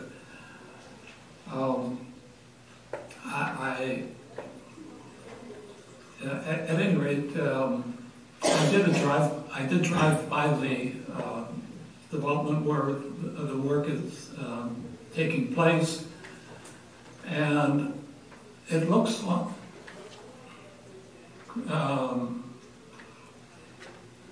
it's the first development off Rock Hill Road, as I forget, this Crestwood Oaks or anyway, it's a nice development there off Rock Hill Road, not the one before the cemetery. At any rate, what's there now look like green 5-gallon paint cans inverted. And actually some of them look like they're more like 10-gallon or 2 5-gallons, one on top of another. So there's these green bumps on at least a half a dozen houses, and I probably missed a few, but I'm not sure. The development's probably maybe 20 homes at the most. So the neighbors are concerned. There's a meeting scheduled for Thursday. I told the resident I would be there. And I understand from an email that I received this afternoon that there's another meeting scheduled for another area in the city at a later date. So perhaps the city administrator and Mr. Gillum might want to elaborate a little bit further on that. That's all I have, Your Honor. Thank you. Alderman Anderson. Thank you. The Planning and Zoning. The Planning and Zoning Commission met the first Wednesday of this month. There was a limited agenda. 2 of the items were removed by consent, and the third item that was to be discussed was a change in zoning, and the city, which was the applicant with regard to that, withdrew that request, and so there wasn't much substantive action in planning and zoning this month. Thank you. Alderman Kennedy. Just one comment following up with Alderman Miguel just said. When letters go out to the residents, do you copy the ward, the 2 aldermen in that particular ward when letters go out? I apologize, I did not copy the aldermen in the wards. If you can make that as a practice, that would be really helpful. That way we're we know what's going on. Thank you. That's all. Mr. Simpson?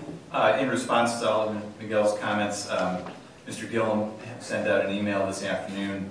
I had previously sent an email to the board concerning this topic. However, it was several months ago, and so you might not have drawn the connection between that and this. But in any event, I'll read Jim's email verbatim because I thought I did a pretty good job summarizing what's going on. In early August, AT&T subcontractor Blue Street Telecommunications started installing fiber optic cable in the Grantwood Trails subdivision. City staff received multiple complaints regarding the work, and we were asked why Crestwood was allowing them to dig in their front yards. Blue Street did not submit any plans for a permit to Crestwood, and they were issued a stop work order on August 4th, 2017. Staff met with AT&T staff and set up the meeting for this Thursday. And there's a similar meeting on Wednesday, October 11th, for similar issues with ADB, a subcontractor for MCI Metro who is working in the Ruston, Sturdy, Crestoke, and Harwich areas. Mr. Gillum has been in contact with one of the residents in this Grantwood Trails subdivision several times, keeping him in the subdivision appraised of the project and meeting status. Nationwide, these companies are working to improve their infrastructure to provide better service to customers. They've identified the areas where they need to provide better coverage and are making those improvements. So they're installing fiber optic cable, which has greater capacity than copper cable. These companies have the right to use the right-of-way for their infrastructure, but they do need to get a permit from the city, make contact with property owners, and stay within the allowable limits. The meetings that city staff are setting up are our efforts to try and make sure that the property owners are involved in the process, know who to contact with their problems, and that their property will be restored properly. Older subdivisions generally have only the right-of-way available for utilities, but many of the newer subdivisions have an additional 10-foot wide easement for utilities. Most property owners do not realize that there is a right-of-way that is typically 12 feet behind the back of the street curb. If there is an easement, work can be 22 feet behind the street curb. So that lack of awareness, that lack of knowledge tends to increase the call volume and the concern on the residents' part. Again, reiterating why it's so important that these contractors get a permit at the outset and have the appropriate outreach to the residents and the community so that folks know what's going on. So city staff's holding the permit for this particular AT&T project until after the meeting so that the residents' concerns are addressed. And we're hoping that AT&T will do a better job next time and not start working without a permit. So that's kind of the overall summary. In any event, we expect to see a lot of this going on around the city as these various utilities are working to improve their infrastructure. So get ready to hear more of this as it happens. It's kind of a good thing and a bad thing. It's a headache that work's being done, but it's a good thing because who doesn't want fiber? I mean, it's good to have the infrastructure upgraded. So we'll just manage the process the best we can.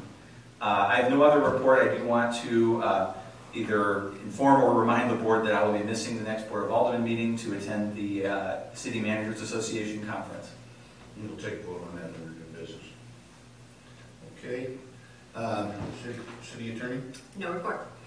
Okay. And just to expand on Alderman Beatty's program that they had at the White Cliff Park with the bats, it was Missouri Conservation Department and some of their biologists who basically set up what they call mist nets, and they stretch them across the creek in several areas and across the roads, the road going back to the quarry. And they had a display set up where they showed the various bats in Missouri. And once they had the net set up and it got dark, I think they ended up catching 4, they call them large brown bats, but in all honesty, they're about the size of a mouse. So you have to see what a small brown bat looks like. But it was very interesting. We're going to do it again. It was very well attended, and believe me, if you have young kids, it's a phenomenal experience for them. Because these people actually just take these bats down out of these nets and they handle them. They have a pair of latex gloves and that's it. Where most people like us would shy away and say, I don't need rabies or anything. So they leave them alone. But it was very interesting and it went very well. And it was from I think 6 o'clock until 10 or 6 or 6:30 until 10 o'clock. So anyway, look for it next spring. We're going to do it again. And that's all I have. So we will move on to the next item on the agenda, which is public comment. This is the opportunity for the residents in the audience tonight to speak on any topic that is or is not on the agenda. And if you would, please keep your comments to 5 minutes. And I will start on this side. Anyone on this side care to speak? I see no hands. Anyone on this side care to speak? Yes, sir.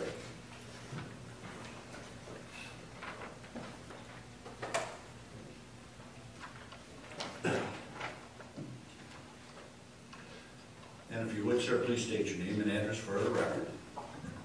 Ron Herring, 9144 Desmond.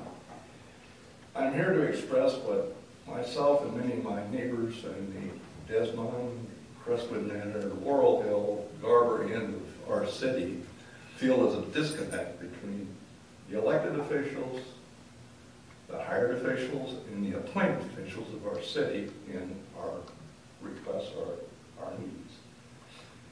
As an example, a couple weeks ago, myself and 8 of my neighbors were here in this room in support of a neighbor who was charged with violations of the fence. So there's 9 of us. Between the 9 of us, we have over 300 years of living in this city, and we're old people. This young man put up a very nice fence, upgraded his property to the best that he can in the 3 years he's been there, and he's cited, asked for a variance, and was not granted. Now, there was 9 of us. 2 of the 7 people on the board voted to give him the variance, so 5 people outweighed the voices of the left. We're all voters, we all pay our taxes, and we need the help of the city to listen to us. Thank you. Thank you, sir. Appreciate it. Anyone else on this side care to speak? I see no other hands, so do you have something you wanted to say, sir? Yeah, I had a question about your... if you would, please come up to the podium and state your name and address again for the record, and state your comment. Charles Schloss. I live at 9415 Deeves Drive. I was asking about was wondering about the open fire pit down here on page 3 of the agenda. Do you have any comments regarding that? Yes, this is the first I've heard about it.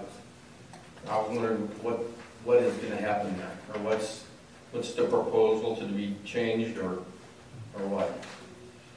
Sir, we did have a lengthy discussion on this. I believe it was at our last meeting, did we not? Anyway, regarding fires and illegal burning and those types of things. And I think one of the big issues that we've had is that people continue to think that they can burn their leaves in Crestwood, and so they do so, and it does offend certain neighbors, and so we were taking action to put a stop to that. So, but it's still legal to have a fire pit. Yeah, it's still legal to have. As long as it's got a ring around it. Yeah, the one on your patio where you're burning that you buy at the hardware store. Mm-hmm. Yeah. You want to address that, Mr. Gillum? Or the fire chief, Dave, you want to address it? Your Honor, I believe that one's mine. Okay. Yes. The basic issue is there has been long-standing Missouri law that prohibited open burning in the St. Louis metropolitan area. Now, open burning encompasses basically anyone who starts a fire in their backyard, whether it's a pile of leaves or a pile of twigs, whether it's a recreational fire at a campground of some sort like White Cliff Park for the Boy Scouts, for example, or whether it's a fire pit. Now, the fire department has always had guidelines that we provided people who wanted to build or make use of a fire pit in their backyard. Unfortunately, we've had some residents who took advantage of the fire pit guidelines and used a fire pit or a makeshift fire pit to continue to burn leaves, yard waste, limbs, tree branches, and things like that. So at our last fire board meeting, we had approximately 4 or 5 residents who came forward and had some pictures and videos of one of their neighbors and the type of burning that was going on. So the fire board made the recommendation to move forward to the Board of Aldermen to basically codify or establish an ordinance that made our fire pit guidelines not just guidelines but the law. So no, we are not outlining fire pits. We just, as I said, have guidelines now that will become law and will be backed up by ordinance. So if we have people who do not follow the strict letter of the ordinance, it offers the fire department and also the police department the ability to deal with those residents. The fire pits can be the metal kind that you purchase. I call it more of a bowl type, or it can be something that you built in your yard out of stone or out of brick and things like that. But again, the main point was not to outline the fire pits, but basically to just establish an actual ordinance that supports them and gives us the ability to restrict the uses that don't really meet the letter of the intent of the law. Okay, thank you. You're welcome. All right, any other public comment? Okay. Close the public comment section. Moving on to old business. I see none. We'll go to the consent agenda. Yes. I'd like to make a comment, a few comments on under old business. Okay. A follow-up to what I was talking about at the last meeting regarding street work. And at that time, I pointed out that in the past, 15, even up to 20 streets were repaired or maintained during the over the course of the summer season, maintenance on an annual basis. Since the last meeting, or after the last meeting, I spoke to our city administrator and asked him if he had a copy of what was previously called a pavement condition index. And he told me that the city currently uses a system which is designed to accomplish the same thing. It has a different name, it's PASER. The system is essentially accomplish the same thing, and I find that they're comparable, even though the rating scale is a little bit different. In looking at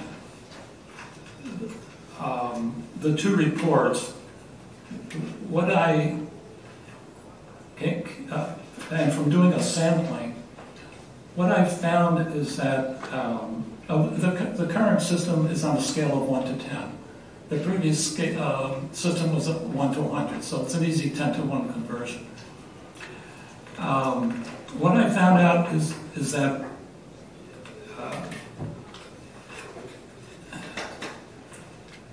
the city administrator also sent me a short write-up on how the current system, how it works.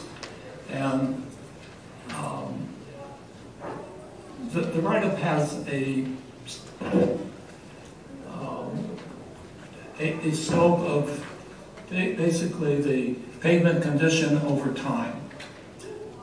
It starts out slowly, hits an inflection point, drops quite rapidly, and then once the street or pavement reaches a poor condition, well then it really is at the end of its life, and I guess it'll stay that way forever.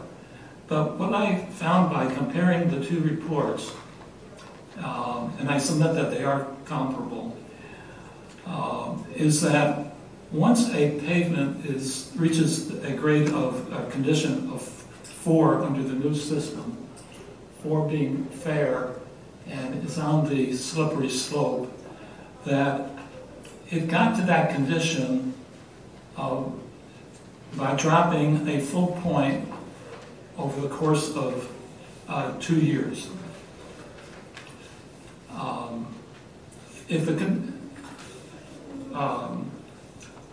And at this point, there are 14 or 15 streets that are rated as 4 or less. Streets that were rated 5 got to that condition by dropping a full point over a course of 3 years. And there were about 35 of those.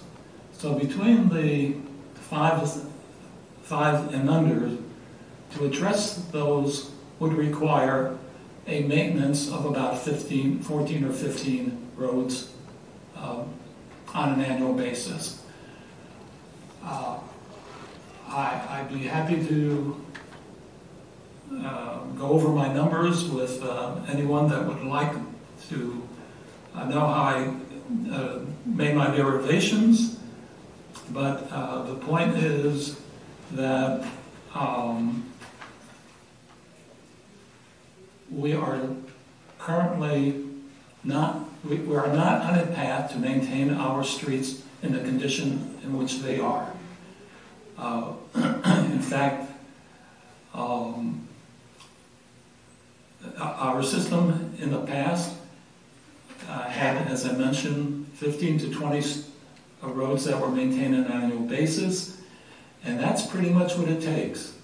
I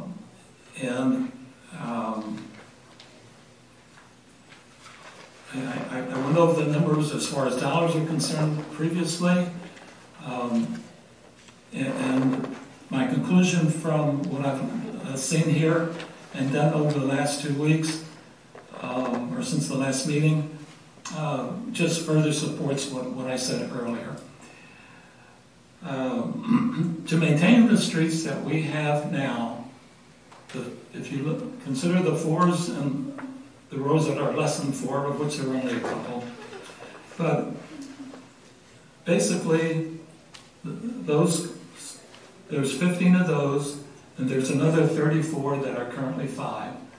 Those really all need to be addressed within the next 3 years. That's 15 per year, or actually it's 15 to 17. Now again, I went through a fair amount of analysis to get to that.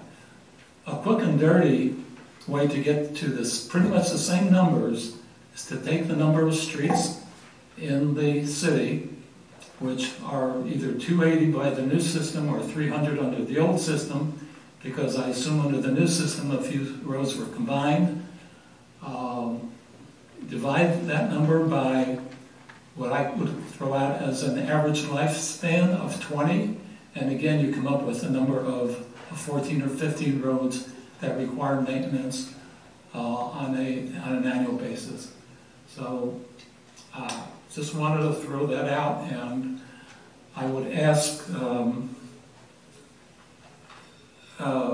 would welcome Mr. Gillum's assessment at the next meeting as far as what would be the annual cost necessary to maintain the city streets at their current level.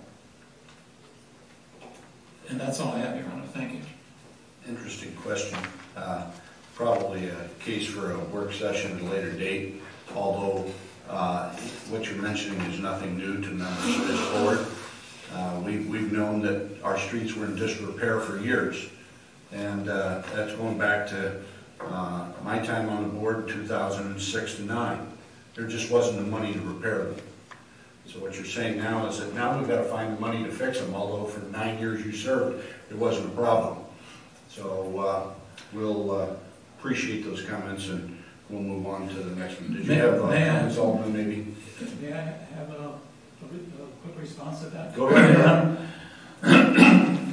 Despite the financial conditions of the city in the time that you were an alderman, the city did find $700,000 a year to apply to street work on the average. Which wasn't enough. It was enough to get the streets to the condition in which they are today. Which is not good.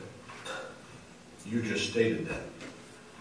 What I'm saying is that today we are not putting enough money to streets because the budget this year was $500,000. So I'll restate my comment, and that is we have not been putting forth enough money to take care of our streets. In the last couple of years. Thank you. Okay. Alderman Levy? If we're to the next item, I was just going to take an item off the consent agenda. You want to do what's that? I want to take an item off the consent agenda. Your lights on. I did not, Your Honor. Okay. Okay. So I see no other old business. We'll move on then to the next item on the agenda, which is approval of the consent agenda. Any alderman wishing to remove something from the consent agenda may do so at this time. If you would please turn on your light. Alderman maybe? If I could please remove the resolution for a planning grant to update the White Cliff Park comprehensive plan. Let's see here. It's the last printed item. I guess it's the second to last with the stop sign being moved there. Okay. Resolution for the planning grant. Okay. And I guess, Your Honor, could I make a motion that we put the waiver of Chris's meeting attendance on the consent, add that to the consent agenda from new business? That would be appropriate. Okay, I'll make that motion. Okay. So we have a motion and a second to put City Administrator Simpson's absence from the next board meeting on the consent agenda. All those in favor say aye. Aye. Those opposed say nay. Okay, we will do so. Thanks. Thank you. Alderman Anderson? Yes, Your Honor, if we could look at the minutes for September 26th and also the ordinance with regard to the open burning and then the next ordinance on the list regarding the powers of the city fire marshal.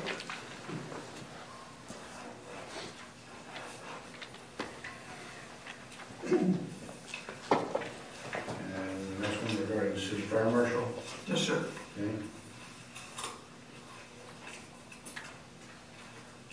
Okay. Anyone else? Alderman Miguel? Mine have been covered, thank you. All right. Okay. So I will, do I have a motion and a second for a first reading? So moved. Second. Got a motion and a second. All those in favor say aye. Aye. Those opposed say nay. Do I have a motion and a second for a second reading? So moved. Second. We have a motion and a second. All those in favor say aye. Aye. Those opposed say nay. Will the city clerk please read the titles twice consecutively? Cancellation of the December 26, 2017 Board of Aldermen meeting and a resolution for an April 2018 municipal election. And approval of proclamation 1704 honoring Ernest P. Jordan. And approval of a temporary liquor license for the St. Elizabeth Hungry Fall Festival to be held October 21st, 2017, and waiving the associated fee. And to excuse Chris Simpson from attending the October 24th Board of Aldermen meeting. An ordinance amending the redevelopment agreement entered into between the City of Crestwood, Missouri and Municipal Partners LLC to extend the time for demolition work and authorizing the mayor and the city clerk to execute the same on behalf of the city. And an ordinance to amend Chapter 14, Article 7 of the Municipal Code of the City of Crestwood to revise Section 14-185 relating to no parking zones. Also, an ordinance amending Article 7 of Chapter 14 of the Municipal Code of the City of Crestwood, Missouri to amend Section 14-183 relating to through streets and stop intersections and authorizing installation of a stop sign on Garden Rock Drive at its intersection with Hardy Road. I'll read the ordinance titles for a second.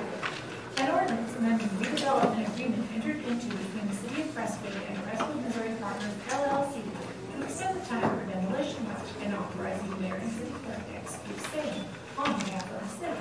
An ordinance to amend Chapter 14, Article 7 of the Municipal Code of the City of Crestwood to revise Section 14-185 relating to no parking zones. An ordinance amending Article 7 of Chapter 14 of the Municipal Code of the City of Crestwood, Missouri to amend Section 14-183 relating to through streets and stop intersections and authorizing the installation of a stop sign on Garden Rock Drive at its intersection with Hardy Road. Roll call, please. Alderman Reading, Yes. Alderman Waller, Yes. Alderman Staver, Yes. Alderman Charbonneau, Yes. Alderman Beatty, Yes. Alderman Miguel, Alderman Anderson, Yes. Alderman Kennedy. Yes. The motion has passed. The consent agenda is approved. Thank you. Okay, the next item on the agenda is the items removed from the consent agenda. And we'll start with Alderman Anderson on the September 26th regular meeting minutes. Thank you, Your Honor. If I could direct your attention to page 108 of your packet, just some points of clarification there on the first matter that's listed, the motion to amend, seconded by Alderman Charbonneau on a voice vote. Motion passed. Alderman McGill, and if you could include me in there as a nay on that. Okay. And is that the one with, That was the tire.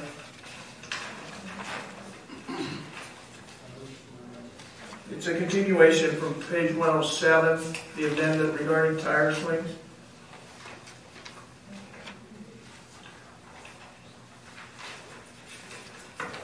You have that, Super. I just don't think.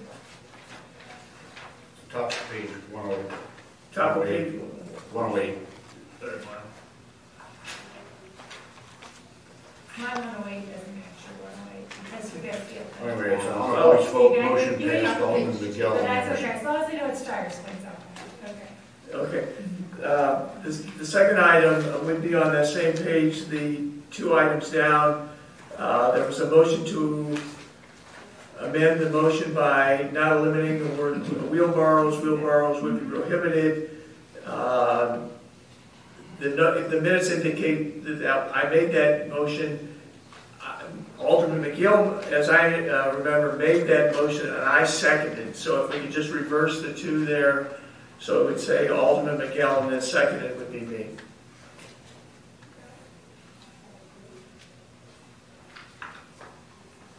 Anything else, sir? No, not on that. That's it. Okay, so we have amendment to the minutes as noted. Do we have a motion and a second for approval? Second. We have a motion and a second. All those in favor say aye. Aye. Those opposed say nay. Okay. Next item, Alderman Anderson, is the code amending the Article 3 of Chapter 9 of the Municipal Code of the City of Crestwood, Missouri, to add a new section relating to open burning and fire pits. Thank you, Your Honor. I would, I want to say I'm very appreciative of the work of the staff and the fire chief with regard to this. I have several residents in our ward that were greatly affected by this problem, and this will be very much a welcome addition to the city code. I have one item that I believe would, or I would want the board to take a look at that might clear up something with respect to the ordinance, and that's in section A. It states open burning shall be prohibited within the city of Crestwood, period. As I understand it from the chief, open burning encompasses everything from someone just starting a fire in their backyard to a fire pit. So what I would like to do is move to amend this to say, after the word Crestwood, put the words except as expressly permitted by this ordinance. So in other words, open burning shall be prohibited within the city of Crestwood except as expressly permitted by this ordinance. So that way, because there are sections in here that do cover fire pits and fireplaces and so forth, and there's also a section with regard to some sort of property management or pest control through a fire. And so some of it would be permitted with a permit. I would just to make clear that although we're as a general rule banning open burning, it is permitted in some circumstances. So that's why I would move that language be added there. Thank you. Could you repeat your motion? Yes. I would add the words, except as expressly permitted by this ordinance. I'll start with that. What about herein instead of this ordinance? Because when someone's reviewing the code. That would be fine. That would be fine. I'll withdraw my second. If you have to restate the motion. Okay. Where did you want the herein? Just except as permitted herein or something. Rather than Except as permitted herein? Okay. When you're reviewing the code, you don't see the ordinance. Okay, that's fine. Except as, I would move to amend then, that it would say expressly, except as expressly permitted herein. I'll second Okay, so we have a motion and a second. Mr. Guys, can I ask you as a point of information? The motion sounds good to me, assuming the city attorney is fine with that. We're not running afoul of any Missouri rule or anything, are we? No, I'm okay with it. I would ask if the chief is. Okay. Well, if you do it, I think we all. Okay. So we have a motion and a second for approval as amended. I guess I should ask for a voice vote on the amendment. So do I have, all those in favor of this change say aye. Aye. Those opposed say nay. Okay, now do I have a motion and a second for a first reading? So moved. Second. We have a motion and a second. All those in favor say aye. Aye. Those opposed say nay. Bill number? 1763. 17-63. Okay, I sit down to Alderman Kennedy, please.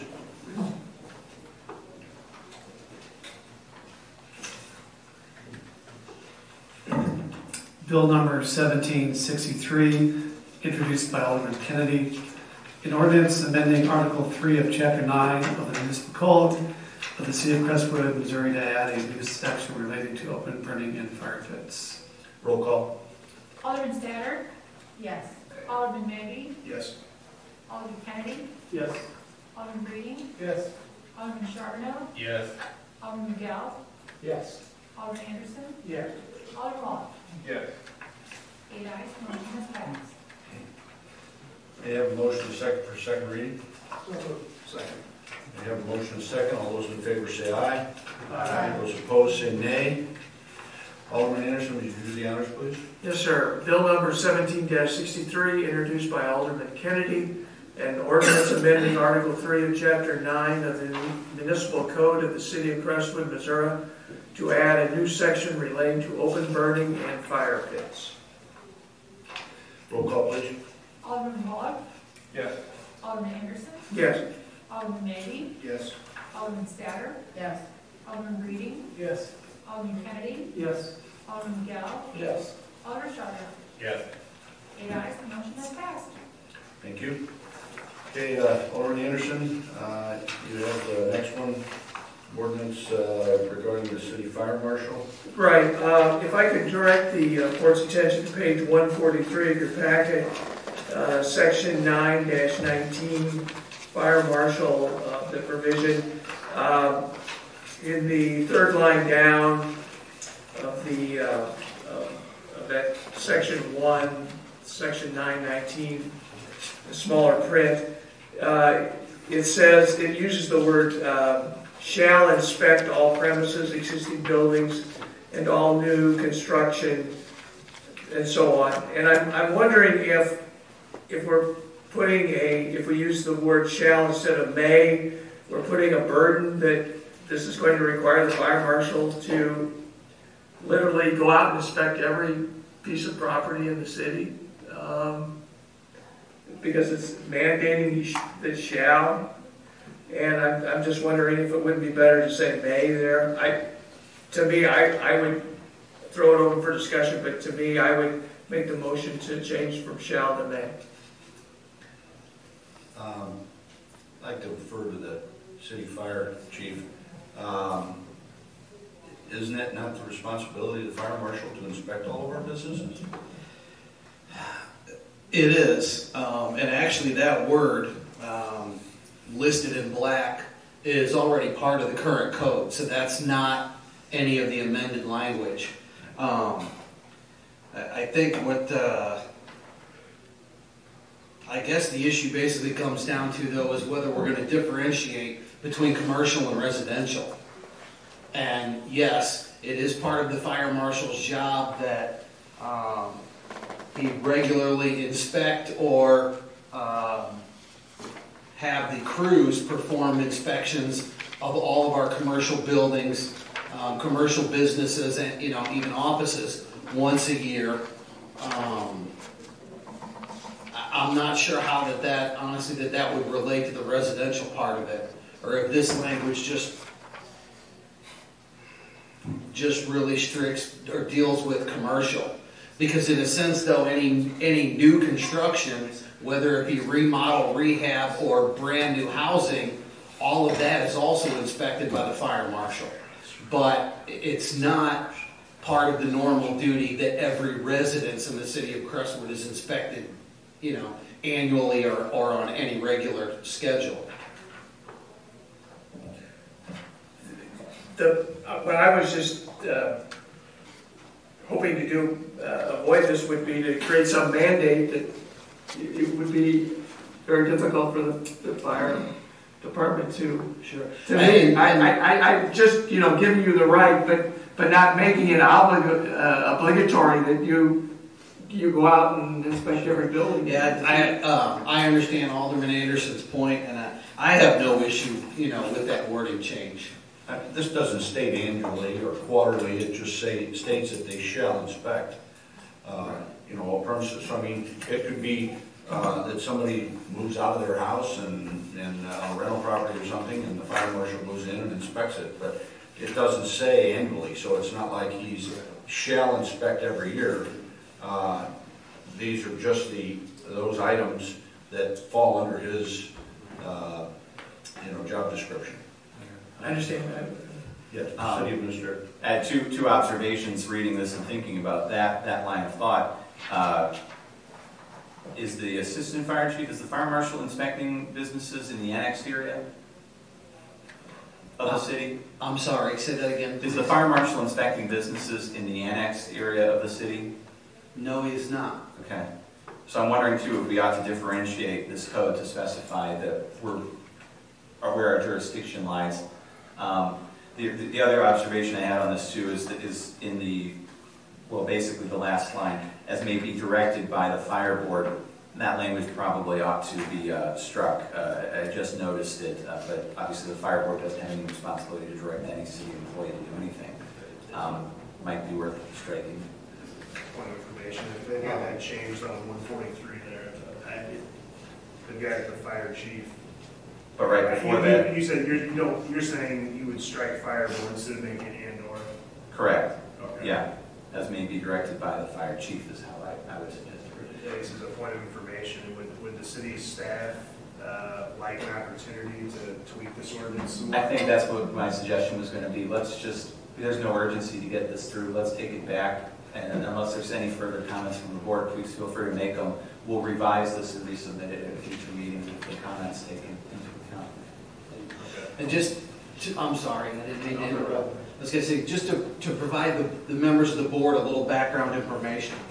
The reason that the fire marshal and I began looking at this was we've had two properties over the last several months that became an issue. One of them, the property owner was very understanding and was more than willing to work with us and address our concerns, and followed our recommendations with having the building inspected by an engineer because of severe settling. The other one was an issue with a property owner who ended up taking us to court, who we had to fight in court, and during the course of that, there was some question by the property owner of what the fire marshal's responsibilities were or were not as far as life safety or human safety. It was always my understanding and our fire marshal's understanding that fell kind of under his umbrella or his authority. But when we went back and kind of looked at the code and kind of read how vague we felt the description was of the fire marshal's duties, is why we decided to bring this forward.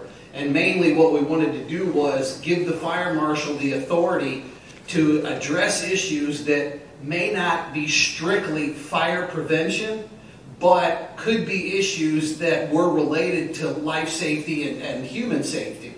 And by inserting that language into the code, it kind of, for us, would remove that gray area. So that's really where we started with this. And as I said, so we weren't really trying to rewrite the whole section. We were just trying to add in those small parts so that it was well defined by the code as to what his actual authority was. The other points that have been brought up, I think, are very good points, by Alderman Anderson and the city administrator, that if we are going to redo it, then let's make sure we get it right. So taking a little bit of time and looking at it again and again, making sure we've got the language right, as how it may apply, I think is a good idea. So let's redo it.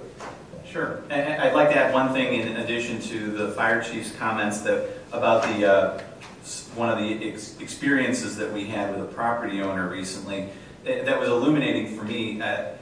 We contract out to St. Louis County for building inspections, and they do a fine job, but obviously they've got a lot on their plate. They can't give the same level of care that a local government can.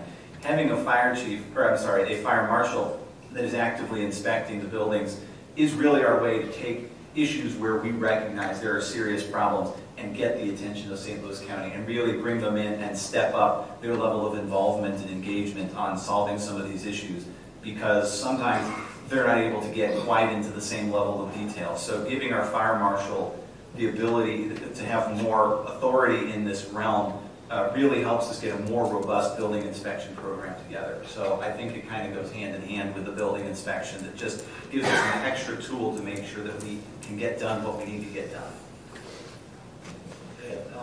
Your Honor, the last comment I would have, with regards to the annexed area, to my knowledge, there is nowhere in the city's code that differentiates the annexed area from the other parts of the city of Crestwood that are covered by the Crestwood Fire Department.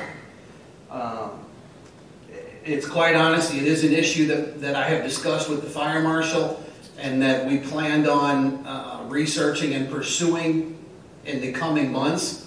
I guess my question would be is if we took the step to insert some type of differentiation in just this small section of the code, I don't know, is that potentially going to, open up a much larger issue or a much bigger can of worms, for lack of a better description?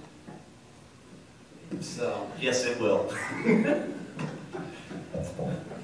Alderman Anderson, is that it? That's it, yes. Okay. All right. Unless somebody has another amendment they want to make to this, we're going to pass this back to the city administrator and the fire chief and let them revise it and bring it back later. Do you want to make changes? Well, while city staff's When we revise it, I think it'd be appropriate to make remarks. I'm not going to make formal amendments since we're bringing us one back, but I for one, just wanted to briefly say I applaud staff updating our old code sections. I mean, the code's riddled with code sections that need updating. I would say, just as a general matter, most of our code sections are outdated enough. Rather than, sometimes it's appropriate to insert just a few words, but a lot of times it's better to start from scratch. So just a thought. I don't see any reason to differentiate between sections of the city as far as building inspections. I want the city attorney to work with the assistant fire chief and the fire chief and the city administrator on that. But to me, especially for new construction anywhere in our city, we're one city, there's no reason to differentiate. And with Afton's lack of a fire marshal and defective inspections, I think that's something we need to step up on. And then thirdly, I think we recently approved a new fire code for the city, and I just wonder if there's anywhere in that new fire code that talks about the duties of a fire inspector or a fire marshal, and if it's appropriate to, in this section, cite to that comprehensive fire code in the ordinance. And I don't know that, but that's something just for staff to look into before the ordinance comes back. I guess my final question would be to the city administrator and city attorney, what meeting we're looking at for an ordinance like this? Let's go. I mean, does it need to be super specific? Never mind. You answered the question. I guess I'd target the first meeting in November, but no, that's fine. It's budget season, so it's hard. I would say let's move to postpone indefinitely, and you guys bring it back when it's appropriate. Okay, so we have a motion to postpone indefinitely. Do we have a second? Second. We have a second. Okay, all those in favor say aye. Aye. Those opposed say nay. Okay. Question? All right, Alderman McGill, go ahead if you have a question. On page 141, the second line has the phrase, namely the interior. On page 143, it appears that that particular phrase has been omitted. When I first read it on page 141, I thought the idea was that it allowed, I guess, the fire department to enter into the interior of any building. Is that what that is intended? Is that the intention? If it suspects, if it has reason to believe there's a safety issue, is that what we're attempting to accomplish here? I think so. So okay. what you're seeing in the memo there is a comment regarding our code enforcement officer's authority and power. I believe you're looking at the second line of basically what's essentially the first paragraph right below the subject. Yes. And that's referring to our code enforcement officer who primarily is concerned with exterior code violations.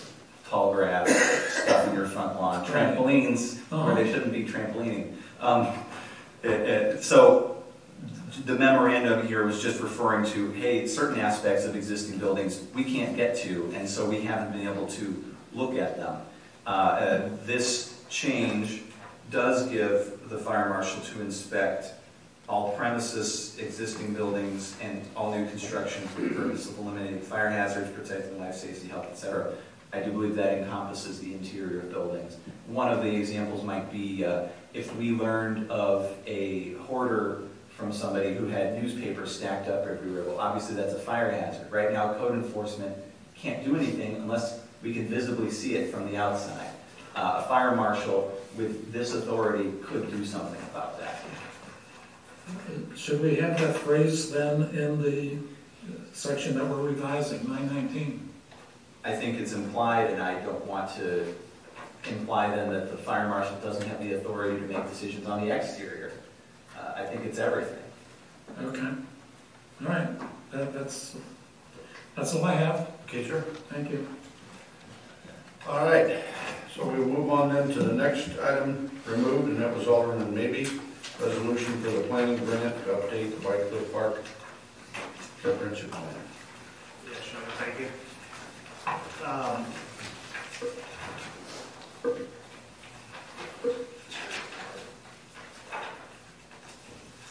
Thank you, Your Honor. So the city has a great comprehensive plan, in my estimation, for White Cliff Park. It was put together in 1999. I don't think it is on our website, but I've reviewed the hard copy, and on page 159 of the packet, there's an overview of all of the things that are in that comprehensive plan and what we've gotten to and what we haven't and what we've partially gotten to. And to this day, as we all know from looking at the comprehensive or the capital improvement project list, we're still working on some of these things, and our Parks Board and our Public Works Board prioritizes them, and then we ultimately do the same thing every budget season. Capital and parks dollars are limited, and they don't go as far as they used to. We are just putting together a plan already for the Sappington complex, and with how limited the capital and parks dollars are, and with how comprehensive and complete and and frankly good this existing plan is. I see no reason to burn $23,000+ to update a plan that is perfectly functional when that money could go a long way toward knocking out another project on this list. It would cover half of the pavilion, for instance, or something along those lines. So I think we work off the plan we have, and I'd rather see us spend the money on doing something instead of planning to do things, and then realizing we don't have the money to do those things that we plan to do. That's all I have. You mentioned 1999, was it not 2005 that we had a master plan for the White Cliff Park? I think it is 1999. Okay. What was it we put together that was compiled in 2005? I believe Crestwood Park was 2002. Okay, and it was one of the parks, but I don't know, for some reason the boardwalk and the amphitheater stuck out to me as being part of that comprehensive plan. Yes, they are. Okay, and that was 1999. Yes. Okay, thank you. Go ahead. I would just like to, I suppose, provide some context for staff's decision since this item's up for discussion. As Alderman may be referred to, we do have a significant capital projects list. Those items are coming from the various plans that we have put together over the years. Some of those items that are on that list might not necessarily be appropriate for White Cliff Park or the city at this point. But we don't know that unless we get a professionally put together plan that works with the residents, works with the elected officials, all involved stakeholders, and culls that project list down to something that is appropriate going forward. The plan is 17 years old. A modest investment of $23,000, while it could be going to better purposes, would it help us at least reprioritize some of those projects that are well down the capital projects list, and perhaps even eliminate some of them, making the list more manageable for future budget cycles, because we now know that that second gymnasium is just not in the plan anymore, because everybody agrees it doesn't need to be there. And boom, we just cut $4 million out of the capital projects list. These are things that staff doesn't feel that we have the authority to do unilaterally on our own, because the community says we wanted to do these things. But I think since it's been almost 20 years, it's appropriate to touch base on them. Additionally, there might be things that come to light from this plan that take greater priority over some of the other projects that are already on the capital projects list. And we won't know that they're there unless we do something like this. So that was staff's justification for doing this. Obviously, it's a matching grant program, and we're always seeking to leverage our monies as best we can by seeking additional funding. And so this is just one of those opportunities, and this is the plan that makes a lot of sense to update. That's where staff is coming out from this. Alderman Charbonneau, do you have a comment? Yes, I do, thank you, Your Honor. I actually was going to pull this item myself, and my colleague beat me to it. Just to echo the sentiment, I don't think now is the time to do this. I'd like to hold off at least a year. We do have a lot of other projects going on, and I do think that although in comparison to our overall budget, this is a small price. One can make that argument. I think it would be best if we hold off. We do have many other projects that I want to keep go towards. Thank you, Your Honor. Okay. Alderman Wallach? Yeah, thank you, Your Honor. Actually, at the Parks meeting, which Alderman Saturday, our liaison's on that, this was actually one of the top 5 that the Parks Commission thought were the top 5 projects as it relates to parks. The reason behind it, as City Administrator Simpson has acknowledged, again, we're talking about a 19-year-old or 18-year-old project or plan. We don't know what the feedback is from the residents as today, whether certain projects that were on that plan are really feasible today or the citizens even want, or may want some changes. I recognize, again, the $23,000, which is likely being asked here, it's a big chunk of money. But again, as we're talking about a plan that's already going to be 20 years old in a couple of years, I think it's well worth serving to see what the citizens want, see what the residents want, and see what plans do make sense and which ones do not. So again, the Parks Commission felt it was appropriate to have this as the top 5 and they would like to see this resolution accepted by the board. Alderman Kennedy? Yeah, I agree with Alderman Maybe, and I don't think 2017-18 is the right time to be spending $24,000 in updating a plan. I prefer waiting at least a year and have this, we thought, reconsidered at that point. Thank you. Alderman Statter? Thank you, Your Honor. Actually, I was waffling about bringing this up, but also at our last park board meeting, our new parks director did make the statement, although I think her new boss might have been concerned that this might have been getting a little too much into her time, but that she would be willing to take a stab at putting together a new plan for White Cliff Park herself, which would be no additional cost to the city, but that it would obviously not be as professional or as shiny as you might get if you spent $25,000 on having someone else put it together. So just something to consider. Okay. Alderman McGill. Thank you, Your Honor. Well, I have to agree with Alderman Maybe and others that would prefer to hold off on this.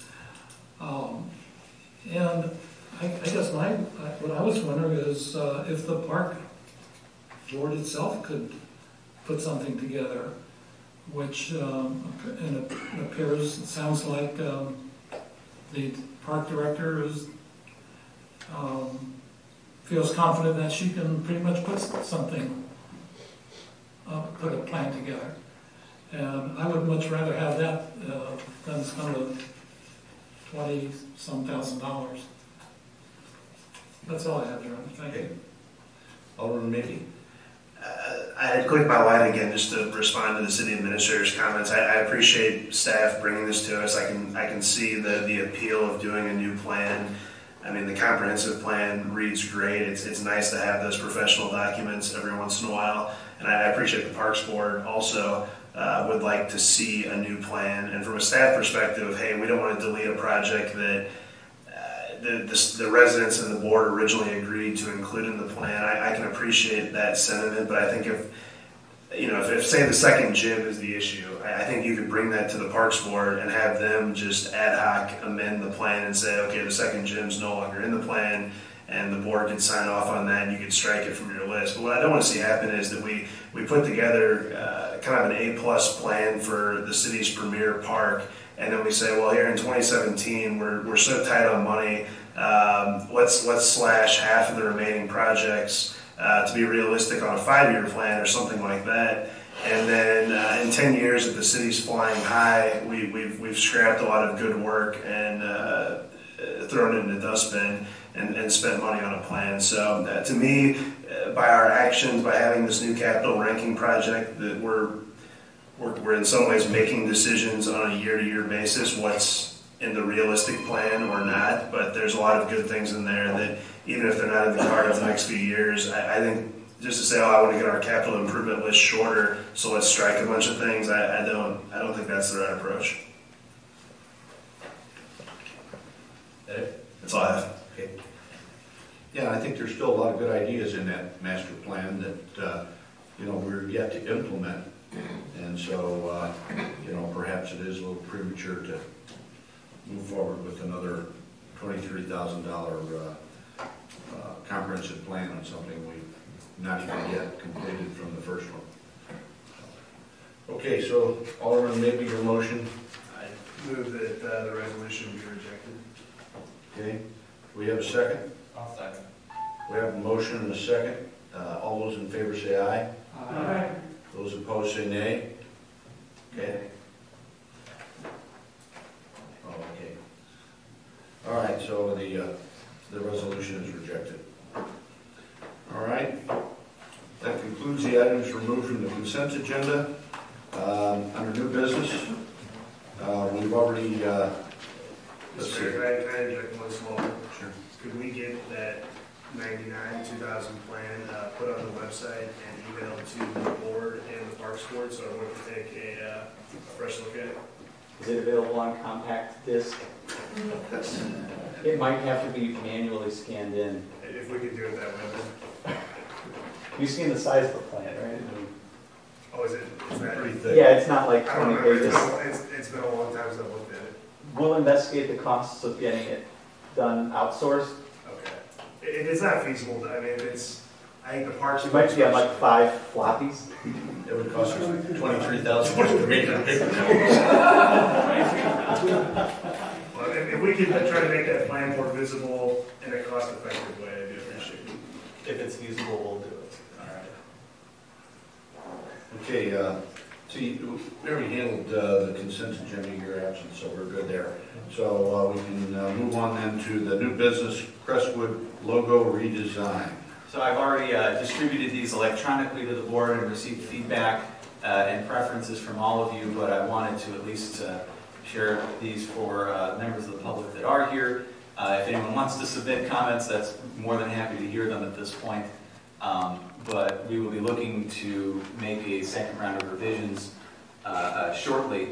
So I'm just going to walk through the 3 and kind of our line of thinking on it. And if anyone has any comments, either for improvements to add, because this represents just a 70% revision, please offer them up, or feel free to send them to me via email, which honestly would probably be preferable. This is the first alternative that our graphic designer prepared. It just represents an evolution of the current logo, sort of an updating, a refresh, something that's a minor change, but that brings us into the 21st century. You can see the larger print here, kind of what you might look like, what it might be visibly if you had this on, say, a newsletter, whereas the smaller logo, obviously you're reading it maybe on a business card or some other printed material, so you get kind of both looks on the scale there. And what we've got, obviously, are the 2 trees on the O's in Crestwood with a little bit of some organic graphic design branches that are in there, but the same color scheme, and then just a different, more blocky, bold font for the rest of the city. The second option was something that's a bit more of a, I guess we tried to go, all around we tried to go with something that was modern and a fresh take on what I'd call maybe mid-century modern aesthetics. And so they came up with this script font for the name Crestwood, obviously keeping the influence of the tree on the T here with the leaves gathering around it.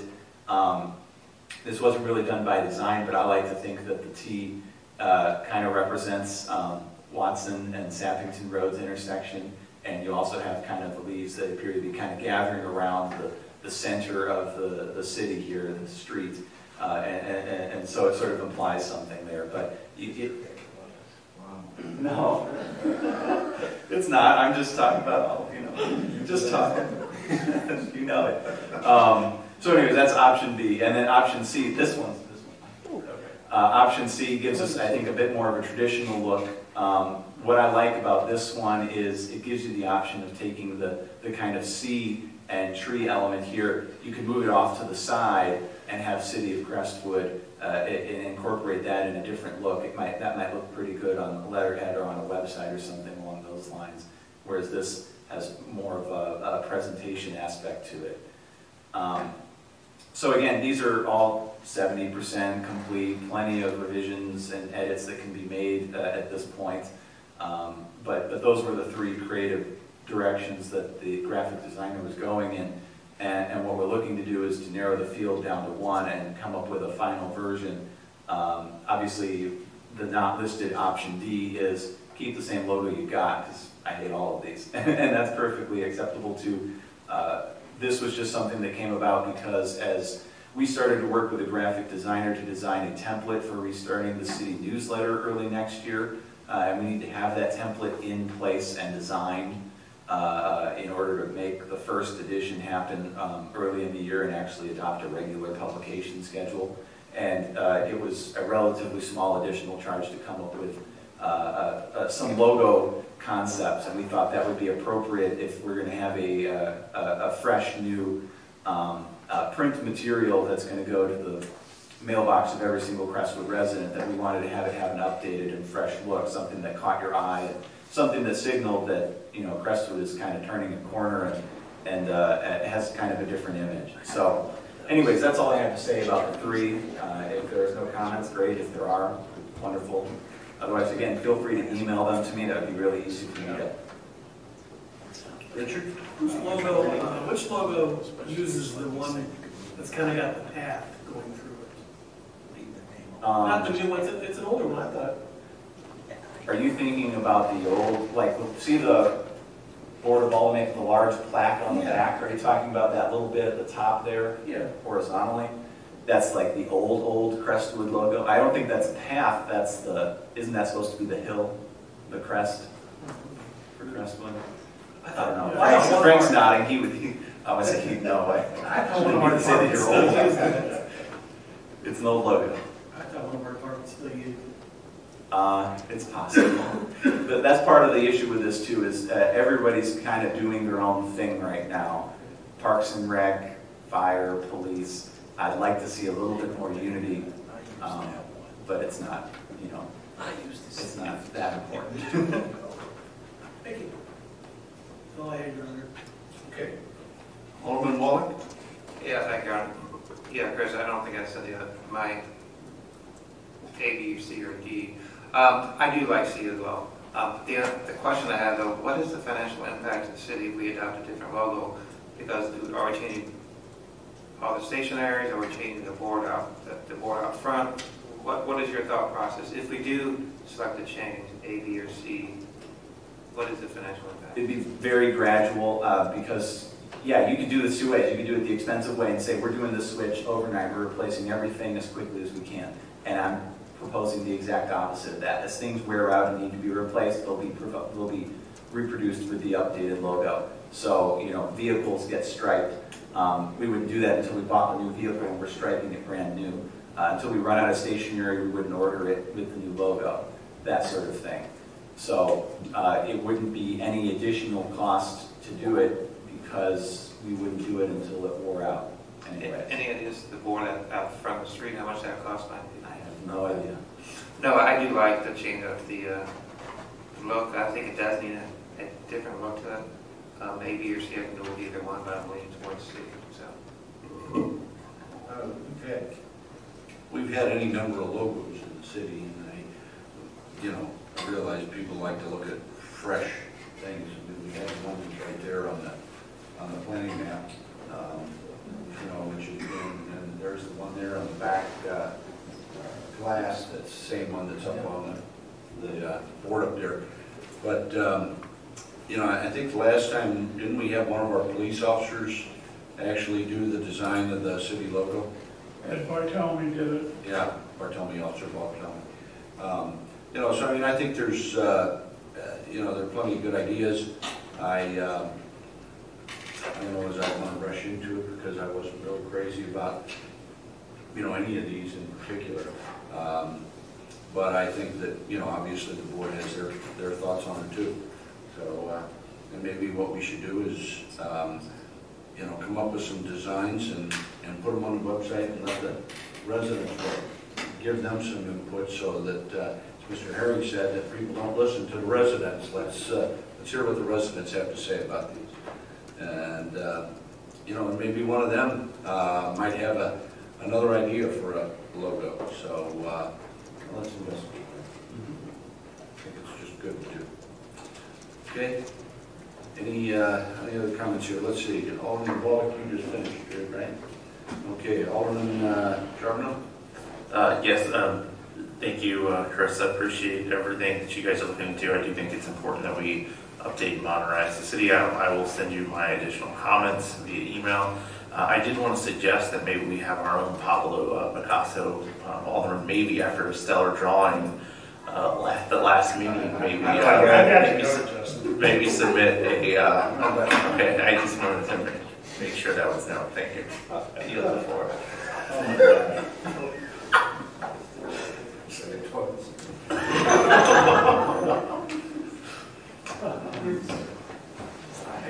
Okay, Alderman Statter. Thanks. The only thing that I was going to add is that I also was not particularly crazy about any of the three of these, which is the feedback that I sent to Chris. One of the things that I'd asked well before we sent this out, and I think it got lost in the shuffle somewhere, is that we have a graphic designer that did some free work for us for the beautification committee, and that I had asked that when this went out for bid that he be included to at least get an opportunity to bid on some work. If we do end up going back out again, I would like to make sure that that's included. All right, thank you. Okay. Alderman Miguel. What kind of dollars are we talking about for graphic design? Less than 2,000 for everything. That includes the newsletter template, which is the most expensive for it. Coming up with a style guide for the city to unify fonts and other graphic design elements, and then the logos. And that's all done within the scope of 2017 funds. We obtained a freelancer by reference who's trying to grow their business, so they gave us a good price. But this person had done work for Anheuser-Busch. They designed all of the signage for AB's new beer garden experience that they had. He's a professional graphic designer. My comment is, I kind of like the outline view of Crestwood style format font that is being used, as opposed to the solid lettering that is. The outline just strikes me as lighter, and I'd be okay with taking the current, what we currently use, and maybe adding the trees to that, to what we currently have. If we should decide to go with a solid lettering, then I'd probably like to see, rather than the trees sticking below, I'd rather see them sticking up instead of sticking down. You get my drift. So those are my comments. Okay. Alderman Maybe? As far as these three, I like the third one, although I think there's a lot of tweaks that they speak for themselves on the valuable artwork that Alderman Charbonneau is holding. But I think there's some potential to make something good happen there. I would like to see us, I agree with the mayor, solicit some resident feedback on either some of these or whatever updated designs the graphic designer comes up with.